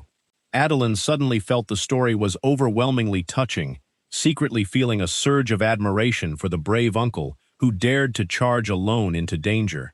Count Lecault shot her a piercing glare, bluntly asking whose side she was on, praising an enemy general as wonderfully brave, and growled, asking if she was tired of living. Pale with fear, Adelen hastily backpedaled, saying she only meant that the uncle loved his nephew very much from the perspective of the child. She let out a long sigh, feeling like she had never experienced a day in her life that dragged on this long and drained every last drop of her energy. The Count switched his tone to analyze the military situation if the kid successfully returned to mourn. He warned that the second the child set foot back in his country, General Kias would instantly order an all-out offensive to flatten Teflon. The lord of the house emphasized that the entire Morn Empire had sat still all this time because their sole heir was in his hands, so if she had let the baby slip away earlier, the aftermath would literally be the apocalypse. Count Lecault firmly stated that by tomorrow, this entire Teflon kingdom would be submerged in a towering sea of flames and war. Adelen held the baby tight in terror at the scale of the earth-shattering disaster her mind had never even dared to imagine. The Count sarcastically asked if she wanted to hand the baby over to that wonderful uncle just to push her fellow citizens into misery. He stepped in close, exuding an invisible pressure that completely crushed the little maid's spirit. Trembling, Adelen quietly mumbled, trying to clear her name. She tearfully explained that she was just a lowly, powerless street sweeper, so how could she possibly understand politics this deep? The master took a slight step back and dropped a dry remark that if she didn't know before, well, she knew now. He explained that if things went smoothly, it would take a few days, or at most a few months to nab Kias, while also warning her not to think dodging Kias was the end of it, because if Morn's last royal bloodline vanished, the world would turn into total chaos. Adelen gently patted the baby's head, honestly confessing that all these high-level power struggles were way beyond her brain's capacity. The Count further explained that anyone harboring ambition would be thirsting to jump in and tear Morn's throne apart. He asserted this was a once-in-a-millennium opportunity for those dreaming of becoming king to seize the moment and rise to the top. The lord of the house pointed out that just by eliminating a tiny baby, they could conquer an entire empire, so countless people would be plotting, then interrogated her on where the fate of someone standing right next to it, like her, would end up. Sweating bullets, Adelen forced an awkward smile and asked if she would be sent packing right along with the baby. Count Lecault shrugged, casually confirming that it was highly likely to happen exactly like that. He finalized that this was exactly why she had to stick to him 24/7, then asked if she had any constructive feedback. Adelen went mute, quietly saying she wouldn't dare have an opinion, even though her stomach was screaming, because as a single girl who had never even held a guy's hand, she now had to share a room with her boss. The night silently passed by outside the quiet window of the mansion. And so, as a lowly servant, Adelen had to swallow her pride and move into the master's room to care for the little crown prince. But the problem was, the kid started acting up and refused to cooperate. The baby lay sprawled out, eyes wide open, completely going on strike and refusing to sleep. Defeated, Adelen lowered her voice to coax him, saying it was the middle of the night and he had to sleep well so he could grow up tall and strong later. The kid lay there loudly sucking his thumb as if mocking her, acting like he was too cute to waste time sleeping early. Suddenly, the little guy opened his mouth wide and let out a massive yawn. Adelen clutched her chest, almost passing out from the trick of showing off those super adorable, round, chubby cheeks. Even though her heart was melting from his overwhelming cuteness, she still had to seriously remind him it was past 2 a.m., not playtime. Adelen figured she'd carry the kid to the window to watch the nightbirds to lull him to sleep easier. Just as she lifted her foot to walk, the boss's ice-cold voice rang out, warning her that standing by the window at night made her a target for assassins, so it was best to stay seated. Adelen jumped, suddenly remembering the master was still wide awake and present in the room. She deflated and obediently pulled her foot back. Adelen was secretly amazed that her own eyelids were drooping from exhaustion, while the boss, who had just fought a life-or-death battle out there, could still sit perfectly straight reading a book like nothing had happened. Seeing that both her boss and the newborn baby were bursting with energy and refusing to sleep, Adelen could only laugh awkwardly and compliment the baby's dimples. The kid babbled away, while Adelen wondered when in this lifetime she would actually get to shut her eyes for a bit. She started overthinking, wondering if he was deliberately using sleep deprivation torture as payback for her almost caving to the assassin's offer earlier. In the quiet room, the Count suddenly asked what she had planned to do after escaping to Morn. He pressed further, asking how she intended to survive if she left behind all her roots and belongings in Teflon for a foreign land. Adelen glanced up slightly, hesitating for a moment. She sadly confessed the truth. In this entire Teflon kingdom, She basically didn't own a single patch of land or anything of value. Adelen poured her heart out, saying from the moment she was born she was dumped in some random corner. Who knows if it was a battlefield or a wasteland, and then someone picked her up and brought her to the orphanage, so she had no idea what her parents looked like. She had no relatives, and absolutely no wealth. She added that all her years of working as a hired hand barely scraped together anything, so she had never even owned a torn hut or a single chicken or duck. Count Lecault brought a hand up to cover his mouth, deep in thought after hearing his servant's utterly impoverished backstory. The master realized this girl didn't have a single string tying her to Teflon and could wag her tail and run off with the enemy at any second, wondering to himself what he had to use to tie her down. Adelen blinked in confusion, hearing the master mumbling something under his breath. The count explained he needed a solid anchor like family, friends, or a massive fortune to tie her down, ensuring that the next time a sword was at her throat, she wouldn't be swayed as easily as she just was. He asserted this was the only way she would never fall into the enemy's trap again. Adelen jumped up, swearing up and down she would never fall for it a second time, but the master coldly brushed it off, saying he couldn't trust empty promises. She pouted in frustration, asking back how exactly he planned to solve this. The count put on a straight face and said he didn't know, then half-jokingly asked if he should just conveniently eliminate her now to save himself the headache. Adelen turned pale with fear, tearfully begging him to spare her miserable life and promising to work at maximum capacity. She bitterly complained to the heavens, wondering if anyone else in the world was stuck in an employment situation as nerve-wracking and miserable as hers right now. The next morning, the blazing sunlight shining through the window woke Adelen from her haze. She blinked, suddenly hearing a strange, whooshing sound cutting through the air. Remembering she was crashing in her boss's bedroom, Adelen bolted upright in a panic, frantically asking herself when she had completely passed out. She scrambled to look around the room to find the newborn baby. Seeing the little bundle still sleeping peacefully on the armchair, Adelen finally breathed a sigh of relief. She turned her head to look at the corner of the room where that weird noise came from earlier. Adelen timidly asked why he was up so early. Count Lecault, who was swinging his sword in practice, stopped and turned to ask if she was finally awake. Seeing her shirtless boss swinging a massive sword before the roosters even crowed, Adelen blankly asked if he had slept at all, and he calmly replied he dozed off for a bit but snapped awake because he had too much on his mind. Adelen awkwardly wondered what heavy burden was on his mind that made him wake up and violently swing a sword at the crack of dawn. The maid prayed silently in fear, wondering if he was sharpening his sword to chop her into 100 pieces. Looking closely at her boss's muscular, shirtless physique, Adelen couldn't help but gasp when she saw his body crisscrossed with large and small scars. She secretly guessed that those jagged scars must be the leftover marks from countless life-or-death battles on the brutal front lines. Adelen recalled the venomous gossip from the nobles back when she worked at other houses, where they sneered that he was just a brute who only knew how to swing a sword for titles and prayed the war would last forever so they wouldn't have to see him at high society parties.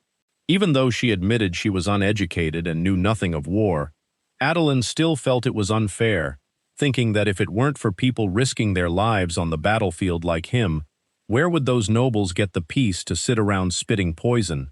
She carefully offered him a cup of tea, thinking to herself that his risking his life to protect the country and earning the royal family's respect was completely deserved.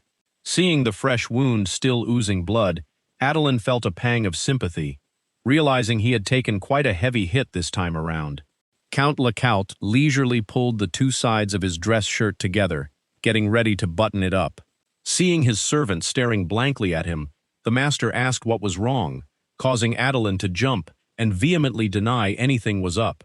Adelen hesitantly wondered why he was dressing himself, and the count casually replied that on a battlefield full of bombs and bullets, no one had the free time to stand around dressing him.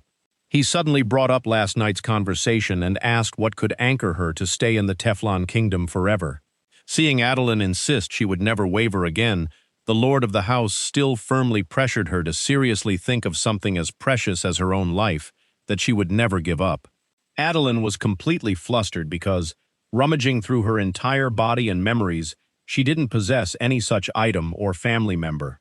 She realized this urgent situation demanded she make something up on the spot just to put the boss at ease.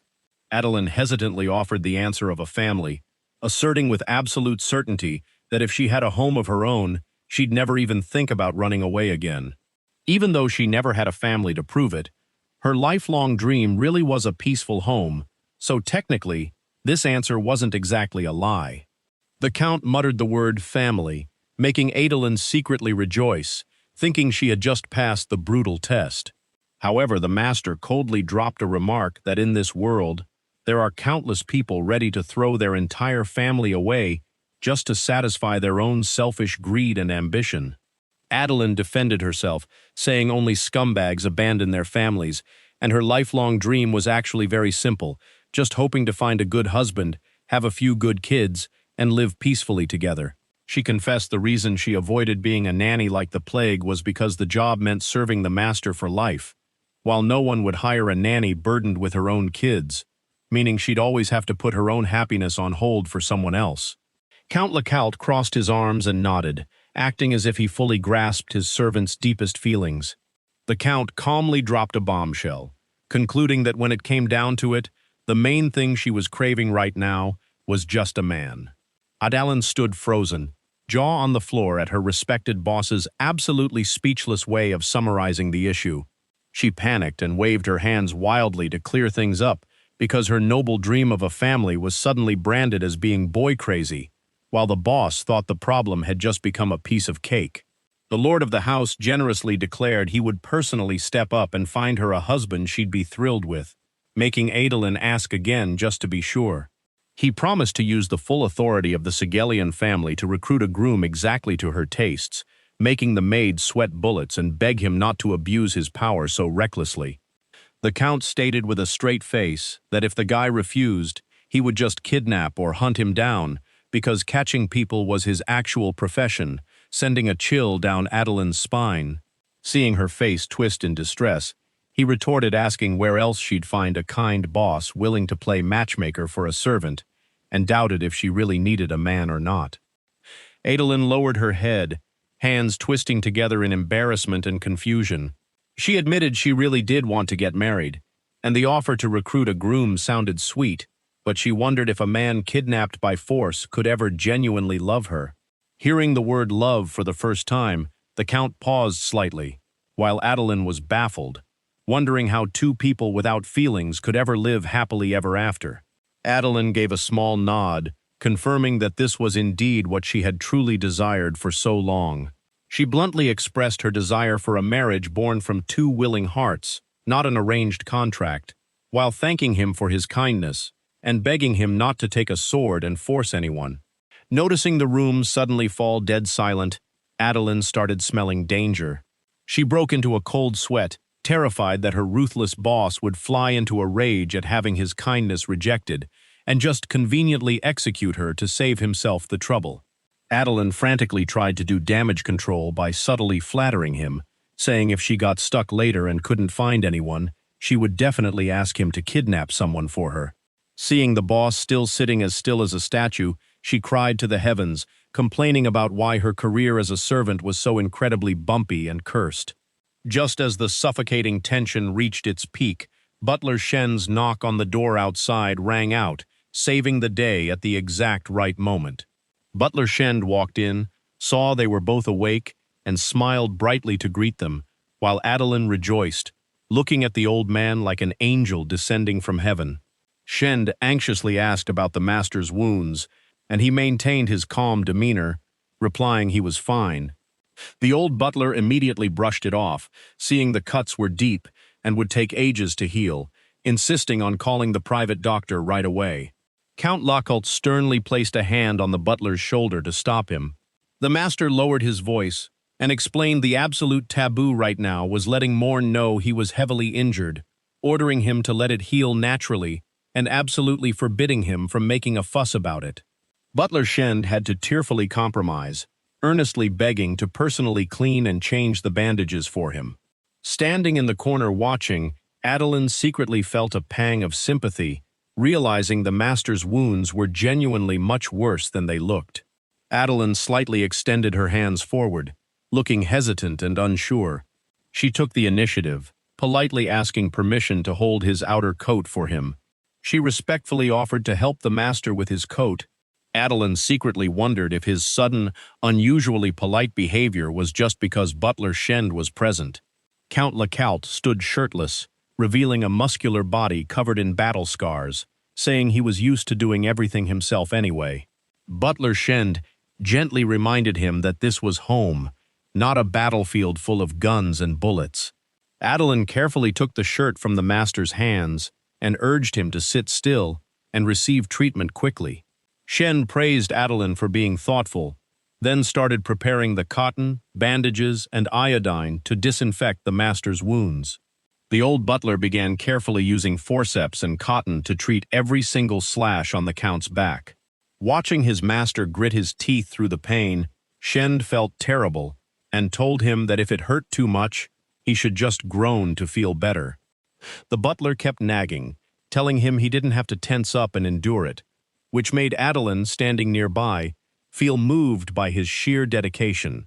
The boss irritably told him he was talking so much it made his head want to explode, and that anyone walking by would think the butler was the one who got stabbed. Butler Shend tearfully argued back that if he could take the hits for him, he wouldn't spare his old bones, as his heart clenched every time he saw his master bleed. Faced with the old servant's emotional stubbornness, the master had to swallow his pride and apologize, making Adelen smile, realizing the grumpy old man was actually incredibly warm-hearted. She remembered the butler's ironclad threats during the hiring interview that sounded like a slavery contract, but in return, the Sigelian family paid extremely fairly and offered the highest wages in the region. Watching the butler frantically cry and beg the master not to die on him, Adelen felt he looked just like a grandfather worried sick about his favorite grandson. Shend smiled brightly and declared he had flawlessly completed the bandaging mission. The only issue was that the bandages wrapped around the count's stomach were so loose, crooked, and sloppy that it looked like a total joke. Adelen stood speechless, staring at the old butler's one-of-a-kind bandaging masterpiece. Even though the master praised his improving skills, Shend smugly claimed he was already half as good as a doctor, making Adelen look up to the heavens in despair at his sheer overconfidence. The count's hand raised slightly in the air. The master turned to look at the maid. Count Lecault stood shirtless, gesturing as if waiting for the next action. Adelen suddenly remembered her duty and hurriedly brought the dress shirt over for him to put on. She handed him the shirt, but her eyes couldn't tear themselves away from the sloppy wad of bandages wrapped around her boss's stomach. Adelen clutched her forehead in defeat as her occupational hazard of needing things tidy flared up, making it impossible for her to just turn a blind eye. She felt incredibly restless, exactly like seeing a baby playing in a dirty diaper that hadn't been changed yet. Unable to hold it in any longer, Adelen raised her hand and called out loudly, asking him to pause for a second. The master, halfway through buttoning his shirt, stopped and turned to look at her with eyes full of question marks. Adelen hesitantly pointed at the messy bandages and boldly asked permission to rewrap them properly. The moment the words left her mouth, the maid jumped as she felt the room's atmosphere suddenly freeze over. Adelen turned pale, blaming her own nosy nature for accidentally sticking her nose into private business between the master and the head butler. She quickly swallowed the insult that she could wrap it better with her feet and tactfully explained that she had some bandaging experience she picked up back at the orphanage. Butler Shend was surprised and asked why she hadn't said anything sooner.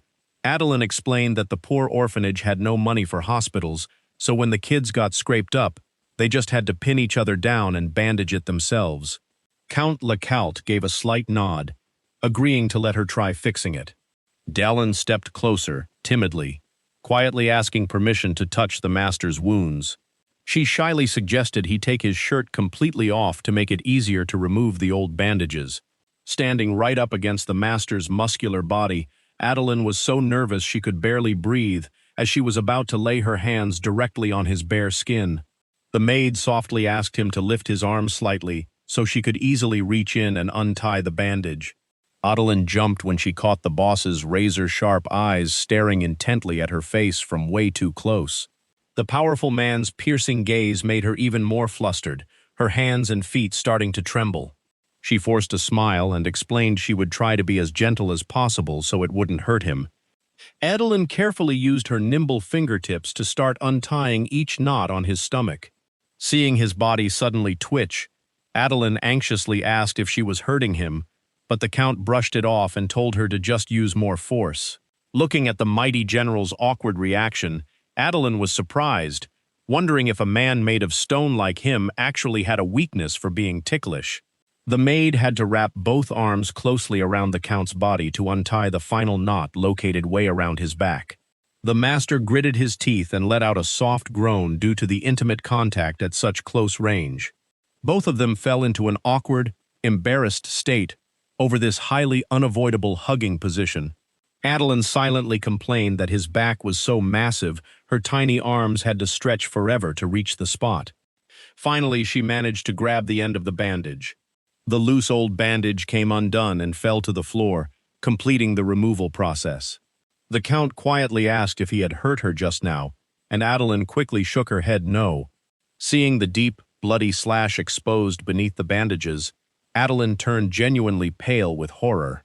She was completely astounded at how he could grit his teeth and endure such a massive wound without uttering a single word of complaint. Hearing the Count's soft groan of suppressed pain, the mood in the room instantly plummeted. Adelen frantically apologized, saying she had never treated a wound this deep before, and promised to be extremely gentle. She realized that someone standing at the pinnacle of power like him didn't have a rosy, peaceful life like outsiders assumed at all. The Count flushed and quickly turned his head away, embarrassedly saying he was just ticklish and urging her to hurry up and finish the job. The image of the sword protecting the kingdom and the Sigelian family crest appeared incredibly majestic and awe-inspiring. Hidden behind the title of the Teflon Kingdom's greatest sword and the king's right hand was an entire life of loneliness, with wounds that never stopped bleeding. Adelen understood that whether you were a poor orphan or a royal noble, everyone had to carry their own burdens and hidden sorrows on their backs. After a while of meticulously smoothing every fold, Adelen softly announced that she had finished bandaging the master. Butler Shend highly praised Adelen's skillful bandaging, saying she was on par with a doctor, and didn't forget to take credit for hiring her, leaving her to just smile politely and play along. Adelen watched the master's back intently, thinking to herself that this man was truly a bizarre enigma. She couldn't figure out why a wound so deep and painful would just make him act completely unfazed and claim he was only a little ticklish. Shend asked if they needed anything else so he could go prepare it. Adelen immediately asked him to bring some warm water and baby food for the little master.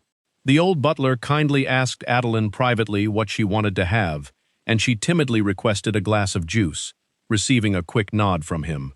As soon as the butler left, the Count collapsed into his desk chair, looking absolutely exhausted and drained. He let out a heavy sigh, as if trying to shed a massive burden. Adelen looked back and realized he actually did feel pain and was just gritting his teeth to endure it. She recalled how he had to wake up at the crack of dawn to practice his swordplay, and now here he was, right back at his desk to handle work. Adelen couldn't help but be amazed and full of respect, seeing the lord of the house, exhausted from sword practice, still able to sit and intensely study documents for 2 hours straight without taking a single minute's break. Luckily, the little fluffball was still sleeping soundly, keeping the room perfectly quiet, which helped lift a ton of pressure off Adelen's chest. The problem was, being locked in a stuffy room with her powerful boss, constantly terrified of upsetting him, was absolute mental torture. Adelen cried internally because she was so stressed she didn't even dare take a proper sip of her juice, even though her throat was parched and she just wanted to chug the whole thing. Looking at the massive stack of books on the desk, she realized this was the first time she had ever seen a grown adult who wasn't a scholar grinding away at studying so diligently. Adelen recalled Butler Shend bragging that the boss knew how to read by age 3 and mastered every sport, thinking to herself that based on the butler's stories, he could probably surf across the ocean on a leaf without breaking a sweat. She silently wondered why someone who just came back from the battlefield covered in wounds would immediately dive into swordplay and reading without taking even a single day off to relax. Adelen quietly stole a glance over at the master's desk. Watching his intense concentration, the little girl suddenly felt a pang of sympathy, silently praying that those crisscrossing scars would heal quickly. A few days later, Butler Shend found a chance to stand and confide in Adelen again. The butler clicked his tongue, expressing that even after serving his whole life, he was still shocked to see the boss return from a long war without allowing himself even a single day of rest. Adelen noticed that outside of meeting the king, he only ever hovered around swinging his sword or reading, so she curiously asked if he ever had romantic dates or hung out with friends. She compared him to the nobles out there who lived and died for extravagant tea parties and balls, while her count lived an incredibly closed-off life. Butler Shend clutched his forehead and let out a long, dramatic sigh of despair. The old butler complained that the boss's total apathy and coldness had his insides burning with anxiety. Shend teared up, expressing that for the sake of the family's future bloodline, he needed to hurry up and bring home a well-matched noble lady to be his wife. But the problem was, he didn't care in the slightest. Adelen scratched her head, wondering why someone so ready to sacrifice everything for his family was so dead set against getting married. The old man helplessly complained he couldn't read the boss's mind at all, while Adelen guessed there must be a whole flock of noble ladies secretly pining for the talented count. Butler Shend clapped his hands loudly, visibly thrilled to see Adelen shared his exact, profound way of thinking. He eagerly pressed to know what Adelen thought the ladies would fall for the hardest when it came to the master. Adelen hesitantly listed his outrageously handsome face as the first shining point, earning enthusiastic nods of approval from the butler. Blushing slightly, she went on to imagine his perfectly toned, six-pack physique. Adelen added that he also came from a highly prestigious family with a massive fortune, making Shend puff out his chest with pride as he endlessly praised the Sigelian family. But the butler's smile suddenly vanished, as he bitterly wondered why, if he was so perfect from head to toe, not a single soul had ever confessed to him publicly. A brutal, naked truth emerged. The fierce count was actually totally single and ignored in the eyes of high society. Adelen innocently suggested that since nobles love arranged matchmaking, why not try setting him up on some blind dates? The butler snapped that those matchmaking setups were completely beneath him, filled with either bankrupt families running on empty titles or tacky new money with zero actual status. Shend angrily explained that the conservative nobles dumped all the burden of the war on the Sigelian family, but then turned around and discriminated against the master's hands for reeking of iron and battlefield blood. Hearing this, Adelen was stunned by the absurdly strict class discrimination and the ridiculousness of noble matchmaking prejudice. The butler furiously complained about how even the butlers from other houses would always lift their chins and act superior whenever they crossed paths. Shend choked up, saying if the late countess were still alive, the boss wouldn't have to endure such garbage matchmaking, insisting that this endless war had to stop for good before the master could properly enter high society. The old man confidently declared that once there was peace and the master actually showed up at a few balls, the high-class ladies would definitely fall head over heels at first sight.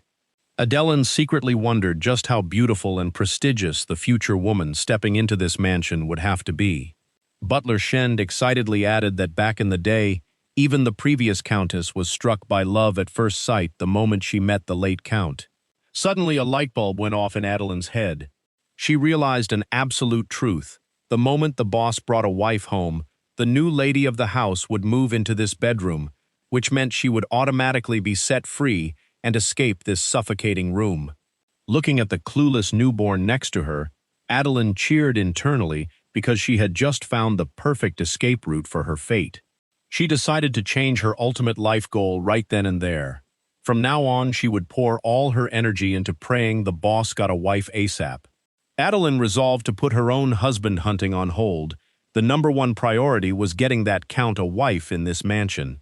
She enthusiastically cheered for him to settle down soon, making the old butler tear up with emotion, thinking he had finally found a soulmate who understood his pain. Looking at the baby that had literally fallen from the sky, Adelen innocently daydreamed, wondering if one fine day, a beautiful lady of the house would also fall from the sky to save her life.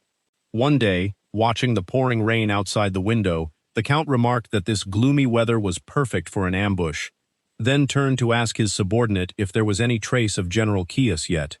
The subordinate knight bowed his head in apology, stating that Kias's side was dead silent, without a single sign of movement.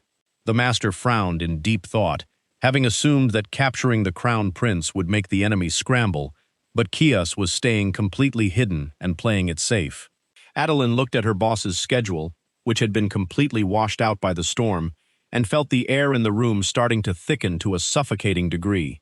She groaned internally, seeing him cancel all his outside work just to lock himself in the room processing paperwork from dawn till dusk, making the atmosphere incredibly gloomy. The newborn sleeping on the couch suddenly started babbling, as if demanding a little attention. Adelen quickly brought a finger to her lips to shush him, begging the little terror to stay quiet so he wouldn't disturb the grumpy boss who was deep in thought. The subordinate continued to report that the internal situation in Morn had been much quieter lately than initially expected. While the subordinate was busy analyzing the enemy's unusual moves, the baby's cry suddenly pierced through the serious atmosphere. The kid kicked and thrashed wildly, crying his lungs out and endlessly calling for Adelen. The ear-splitting cry completely derailed the military meeting, forcing the Count to shoot a sharp glare over. Both powerful men went dead silent, simultaneously locking their eyes onto the maid and the baby. Adelen clasped her hands, begging the baby to stop crying in pure terror under the invisible pressure radiating from the two men. She turned pale when she saw that not only did the kid not stop, but he actually gathered more breath to scream twice as loud. Adelen held the baby as he arched his back and threw a massive fit, tearfully apologizing over and over because once a kid stubbornly decided to cry, not even heaven could stop it. She understood the kid was going stir-crazy from being locked in the room all day, but since she was also serving the same prison sentence, she just wanted to cry along with him out of self-pity. To put an end to the little guy's tantrum, Adelen came up with a desperate plan to perform a dance for him. The newborn suddenly blinked in confusion and temporarily paused his crying. Adelen lightly grabbed the edges of her dress and swayed, performing a bouncy dance, then smiled and asked if the little guy was feeling any happier. The baby let out an excited, "Ooh," so Adelen enthusiastically promised to show off even more unique and crazy moves. The kid giggled in delight, looking incredibly hyped about the performance. The Count and the Knight stood completely frozen, eyes wide and utterly speechless at the maid's completely unexpected wild dancing. Seeing her tiny audience reacting so well, Adelen got even more fired up, spinning her dress and dancing with 10 times the energy. Using her childcare experience that kids love watching spinning fabric, Adelen threw her dignity out the window right in front of the two men and executed 3 back-to-back spins. The baby laughed hysterically, making Adelen tell herself that all her effort and sacrificed pride just now were totally worth it. Taking advantage of the little guy's cooperative mood, Adelen gently scooped a spoonful of porridge and coaxed him to open wide. The baby obediently opened his mouth wide to accept each spoonful of delicious porridge. Adelen carefully fed him bite by bite, but suddenly shuddered, sensing eyes staring intently at her from the boss's desk. She felt flustered, wondering why he, who usually treated her like thin air, was suddenly looking at her so weirdly today. Adelen broke into a cold sweat, overthinking if the boss found her 2 frilly dances and ridiculous spinning top moves from earlier to be an absolute eyesore. She silently prayed he would please look away, or else even the person feeding the porridge was going to choke from the tension. Watching the child chew and swallow happily, Adelen was still on edge, wondering if she had accidentally committed some massive crime. The girl gently carried the baby around the room, softly singing a soothing lullaby to get him to fall asleep. Holding the little one, Adelen noticed he had surprisingly gained weight and looked much chubbier than when he was first brought in. She continued to tiptoe softly, gently rocking the child into a deep sleep. Suddenly, the Count's warm, deep voice rang out. telling her that if the kid was asleep, she should put him down and step closer to his desk. Adelen's heart skipped a beat, freezing in her tracks in absolute panic. She broke into a cold sweat, wondering if the disastrous, fateful moment had finally crashed down on her head. Adelen timidly dragged her feet closer to the desk, quietly asking what he needed her for. The master coldly ordered her to step a little closer. Seeing her hesitate, he pressed, asking if she hadn't heard him clearly, making Adelen jump and frantically say, "Yes, sir," over and over. She started directing her own worst-case scenarios, wondering if she was about to be punished for letting the baby make noise, or if her terrible singing voice had offended his ears. Suddenly the Count stood right up, slammed both hands on the desk, and leaned in close, making Adelen shriek in sheer panic. The master coldly held his hand out and demanded she give him her arm. Seeing her trembling and hiding her hands behind her back, he frowned, asking why she always had to overreact, and said he just wanted to check something real quick. Adelen shook her head violently in fear and nervously backed away a few steps. Count Lecalt aggressively asked if she was scared he was going to snap her arm in half. Adelen tried to deny it, but internally confessed she was actually terrified he'd use his massive hands to crush it or draw his sword and chop her arm clean off. She pictured her scrawny arm being snapped in two by her boss's giant hands and all the color completely drained from her face. Looking at the maid cowering in fear as if her arm had actually just been broken, the Count could only sigh in frustration. He explained she was the core staff member taking care of the precious baby, so why would he have the energy to hurt her, making Adelen half doubtful as she asked if he dared swear on heaven, earth, and his family's honor. The master let out a long, heavy sigh, wondering why on earth someone could be this cowardly and terrified of death. Trembling, Adelen swallowed her tears and obediently held her tiny arm out to surrender. The Count gently took the maid's wrist. He used his fingertips to press hard on a pressure point, right on Adelen's wrist. A sharp, agonizing pain hit her out of nowhere, making Adelen jump, scream, and frantically yank her hand back. The master calmly asked if it hurt, and Adelen, clutching her throbbing wrist, tearfully confirmed that it hurt like hell. He nodded as if the test results were clear, stating that a normal press wouldn't even register, proving her body had a serious problem. Adelen clutched her aching wrist, crying buckets, angrily complaining internally that he never considered that his gorilla-like grip and habit of crushing people's wrists were the actual culprits. The Count ordered her to call the head butler to bring some bandages, making Adelen mumble, "Yes, sir," while bitterly thinking to herself that with a temper this brutal, no wonder he was totally single with no takers. Count Lecalt stood with his arms crossed, cold as ice, staring at Adelen's wrists, which were now tightly wrapped in white bandages. Adelen stared blankly at her hands, confused, and asked the boss why she was wrapped up tight like a mummy when she hadn't even been slashed by a sword. The Count calmly explained that rookie knights constantly got the exact same wrist injuries, and if it wasn't completely healed, they could forget about ever holding a sword again. He emphasized her symptoms were identical, and if she didn't take care of it now, she'd suffer from agonizing chronic pain in her old age. Adelen just let out an "ooh" in awe at the general's perfectly accurate, expert-level diagnosis. Looking at her neatly and securely bandaged wrists, she secretly wondered when he had started paying attention to her, guessing he was definitely used to treating a ton of his own battlefield wounds. Count Lecalt sternly reminded her that maintaining her health was part of her job responsibilities, and if she didn't want to get fired, she had to learn to take care of herself. Adelen thought his lecture made total sense, but the catch was that with babysitting from dawn to dusk, preserving her health was pure fantasy. The master dropped a razor-sharp final word. He was reminding her to take care of her hands because even if her wrists snapped in half, he absolutely wouldn't let her quit. She internally complained to Butler Shen that with this level of toxic, dictatorial behavior, the boss could forget about ever getting a wife, let alone winning over any noble ladies. A few days later, the Count held his hand out again, signaling the girl to offer up her wrists. Count Lecalt casually held his hand open, waiting for the maid's voluntary cooperation. Adelen, who was busy playing with the kid on the floor, looked up and tried to explain. Her hands felt better today, but the boss cut her off, saying he had no free time and urging her to hurry up and give him her hands. She had no choice but to obediently offer up her two wrists, still wrapped in white bandages. Ever since that day, a brand new fixed habit suddenly popped up in the Count's jam-packed schedule. Every single day, he would personally rewrap Adelen's wrist bandages himself.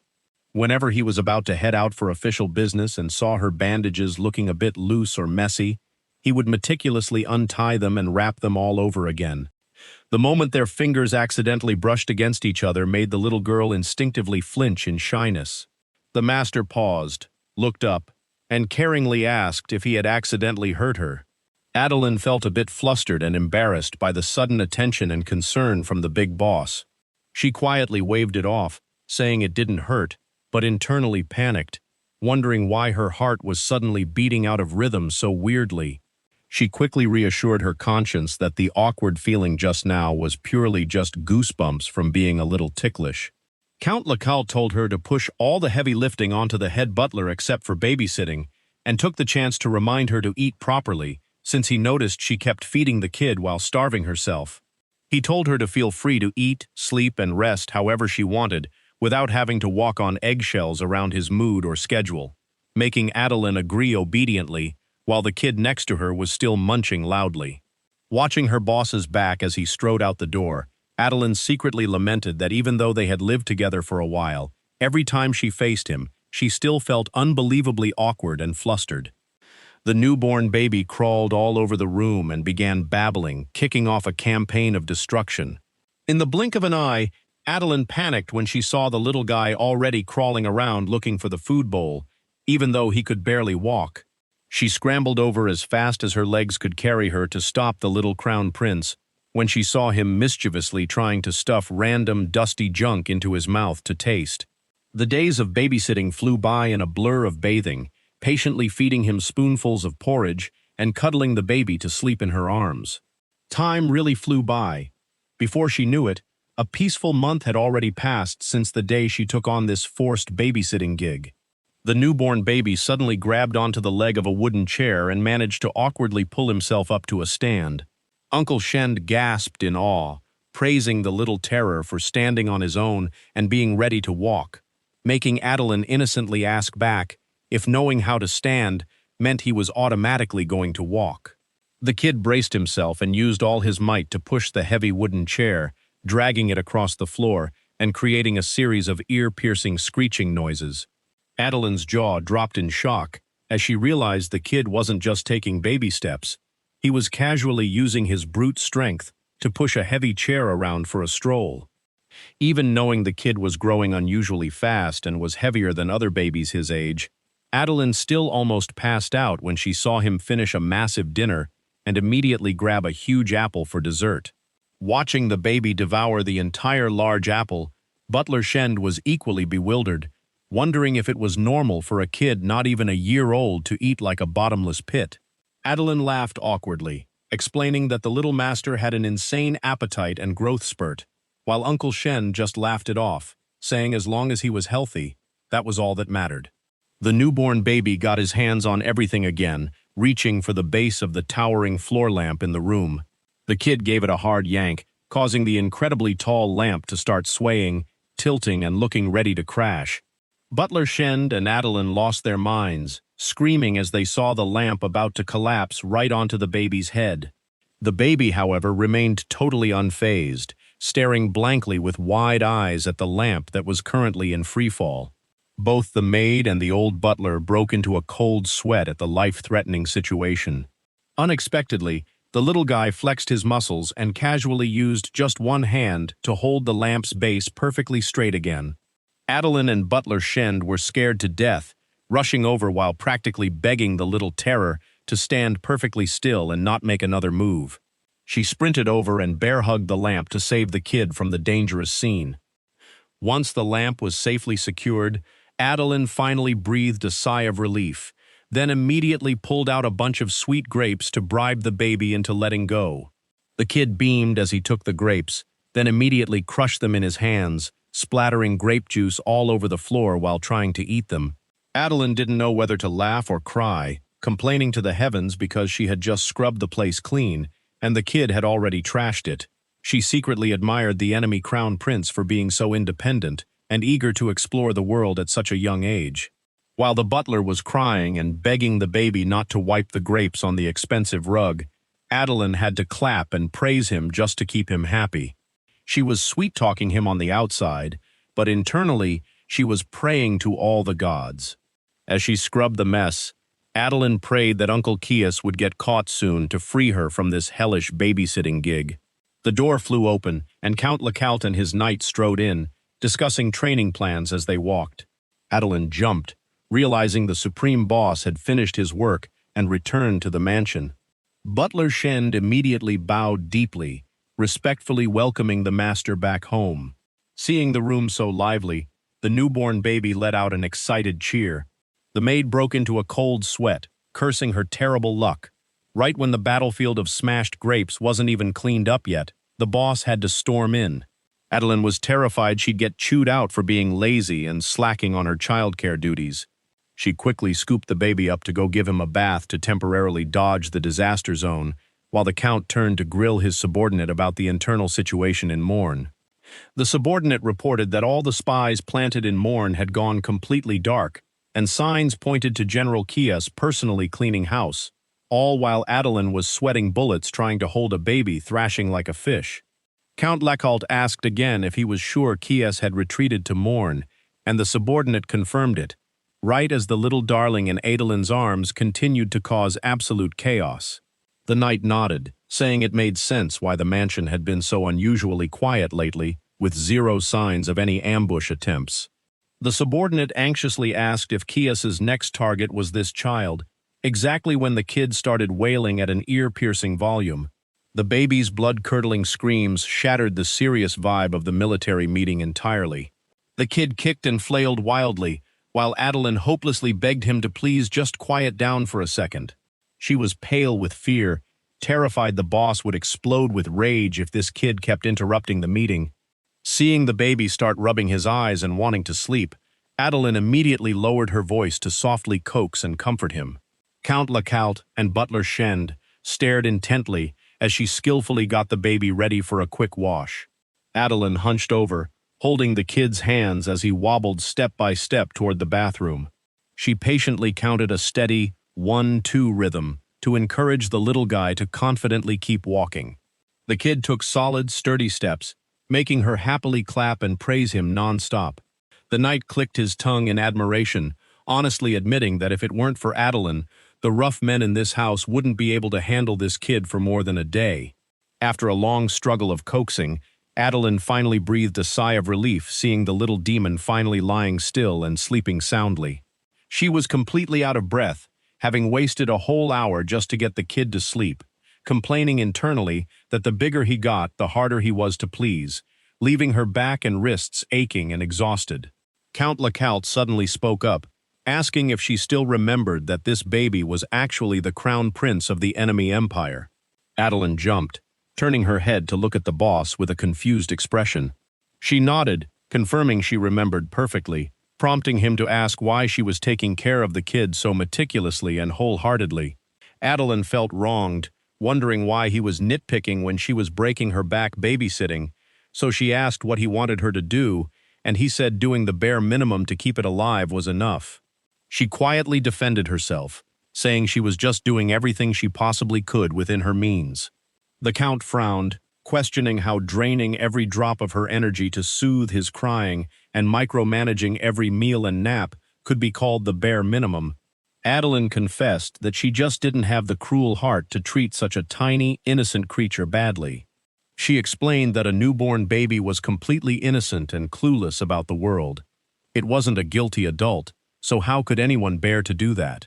The master coldly reminded her that, kid or not, he still carried the title of the enemy crown prince and was currently nothing more than a political hostage. He sternly warned her that she was absolutely forbidden from forgetting this child's status as a hostage. Adelen was bewildered, wondering if treating a baby hostage properly meant letting him scream his lungs out and feeding him spoiled food just to satisfy the boss. She sighed, thinking to herself that she hadn't even done anything immoral yet, but her conscience was already eating her alive. Count Lecault held out his hand and emphasized that taking too good care of the enemy crown prince brought absolutely zero benefits to her. Adelen thought to herself that treating the kid well didn't exactly cost her a pound of flesh either. The Count crossed his legs, looked at her, and pointed out that the thing she was losing every single day was her own health. Adelen paused, staying silent because she couldn't argue back when the boss hit the nail right on the head. Even knowing he was totally right, she still wanted the kid to have a happy time while he was here, making him sarcastically remark that, thanks to a certain someone, the baby was enjoying life way more than allowed. He revealed that the very first person to run for the hills when Morn's defense line collapsed was the Crown Prince's own personal nanny. Adelen was completely shocked, having fully believed that a grand empire's crown prince must be cared for by the most elite, dedicated nannies. The master nodded, confirming that was the 100% naked truth. He went on to say she chased all the guards away, claiming she was putting the prince to sleep, and then bolted to save her own skin, asserting that this was the very normal limit of human responsibility when facing the Grim Reaper. Adelen sat in deep thought, reflecting on the concept of, you get what you pay for when it comes to responsibility. She secretly felt that raising a child held a more sacred meaning than other manual labor, realizing she desperately wanted a family of her own, but also felt her boss's view of the world was a bit too cynical. Adelen curiously asked what his childhood nanny was like, convinced that with the Sigelian family's traditions, she must have been incredibly responsible and would never have abandoned him. The Count casually asked back why she would ever need to run away, making Adelen innocently nod in agreement. He revealed that his old nanny was incredibly calculating and pragmatic. If she ever got the chance, she definitely would have sold him out in a heartbeat to pocket a massive ransom.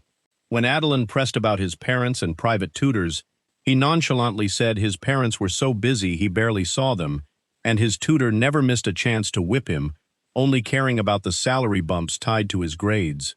Adelen stood completely frozen, heartbroken as she wondered if her boss's entire childhood was devoid of a single person who treated him with genuine affection. Count Lecault frowned, asking why she was making such a funeral face, asserting that those people did exactly what they were paid to do, and that was more than enough. Adelen felt a bit sad, just quietly mumbling, "Yes, sir," as she took in his life lesson. Looking at the web of scars on the master's back, Adelen slowly began to understand the bitter darkness hidden behind his glorious aura and epic military achievements. Unable to hold back, she blurted out a soft question, asking if living such a suffocating life as a kid had been too hard on him. Even though she knew it was pretty bold for an employee to stick her nose into his private life, Adelen genuinely wanted to understand more about the master's lonely childhood. The Count fell silent for a beat before answering the maid's honest question. He calmly shared that he just viewed eating, sword practice, and studying as mandatory obligations, exactly like the way she was currently draining her life force to take care of the baby right now. The lord of the house seriously noted that if he hadn't forced himself into that iron discipline back then, there would be no outstanding Count or rock-solid Sigelian family today. Adelen stood in silence, bowing her head and deeply reflecting on every profound word he shared. He asserted that, since the moment he was born, he had simply lived entirely for the responsibility and the throne that fate had already set out for him. The Count advised Adelen to stop being nosy, stop wasting time pitying an enemy crown prince or holding on to ridiculous guilt, and focus on living her own life first. She quietly replied, "Yes, sir," obediently absorbing the life lesson from her boss. He instructed her to only care for the child to the bare minimum standard, absolutely forbidding her from getting emotionally attached or developing any motherly bond with him. Adelen clearly understood the master's highly rational warning, but internally wondered if human emotions were a faucet that you could just turn off on command. The Count coldly dropped a final warning. If she couldn't do it, she had to learn how to suppress it no matter what. Watching the sleeping little crown prince shift slightly, Adelen told herself she had never been afraid of hard work or exhaustion. The catch was, she painfully realized a brutal truth. Deep down, she absolutely didn't want to suppress her feelings for this child even a little bit. Taking in the angelic smile of the sleeping baby, Adelen completely surrendered, melting entirely before the tiny creature's overly illegal levels of cuteness.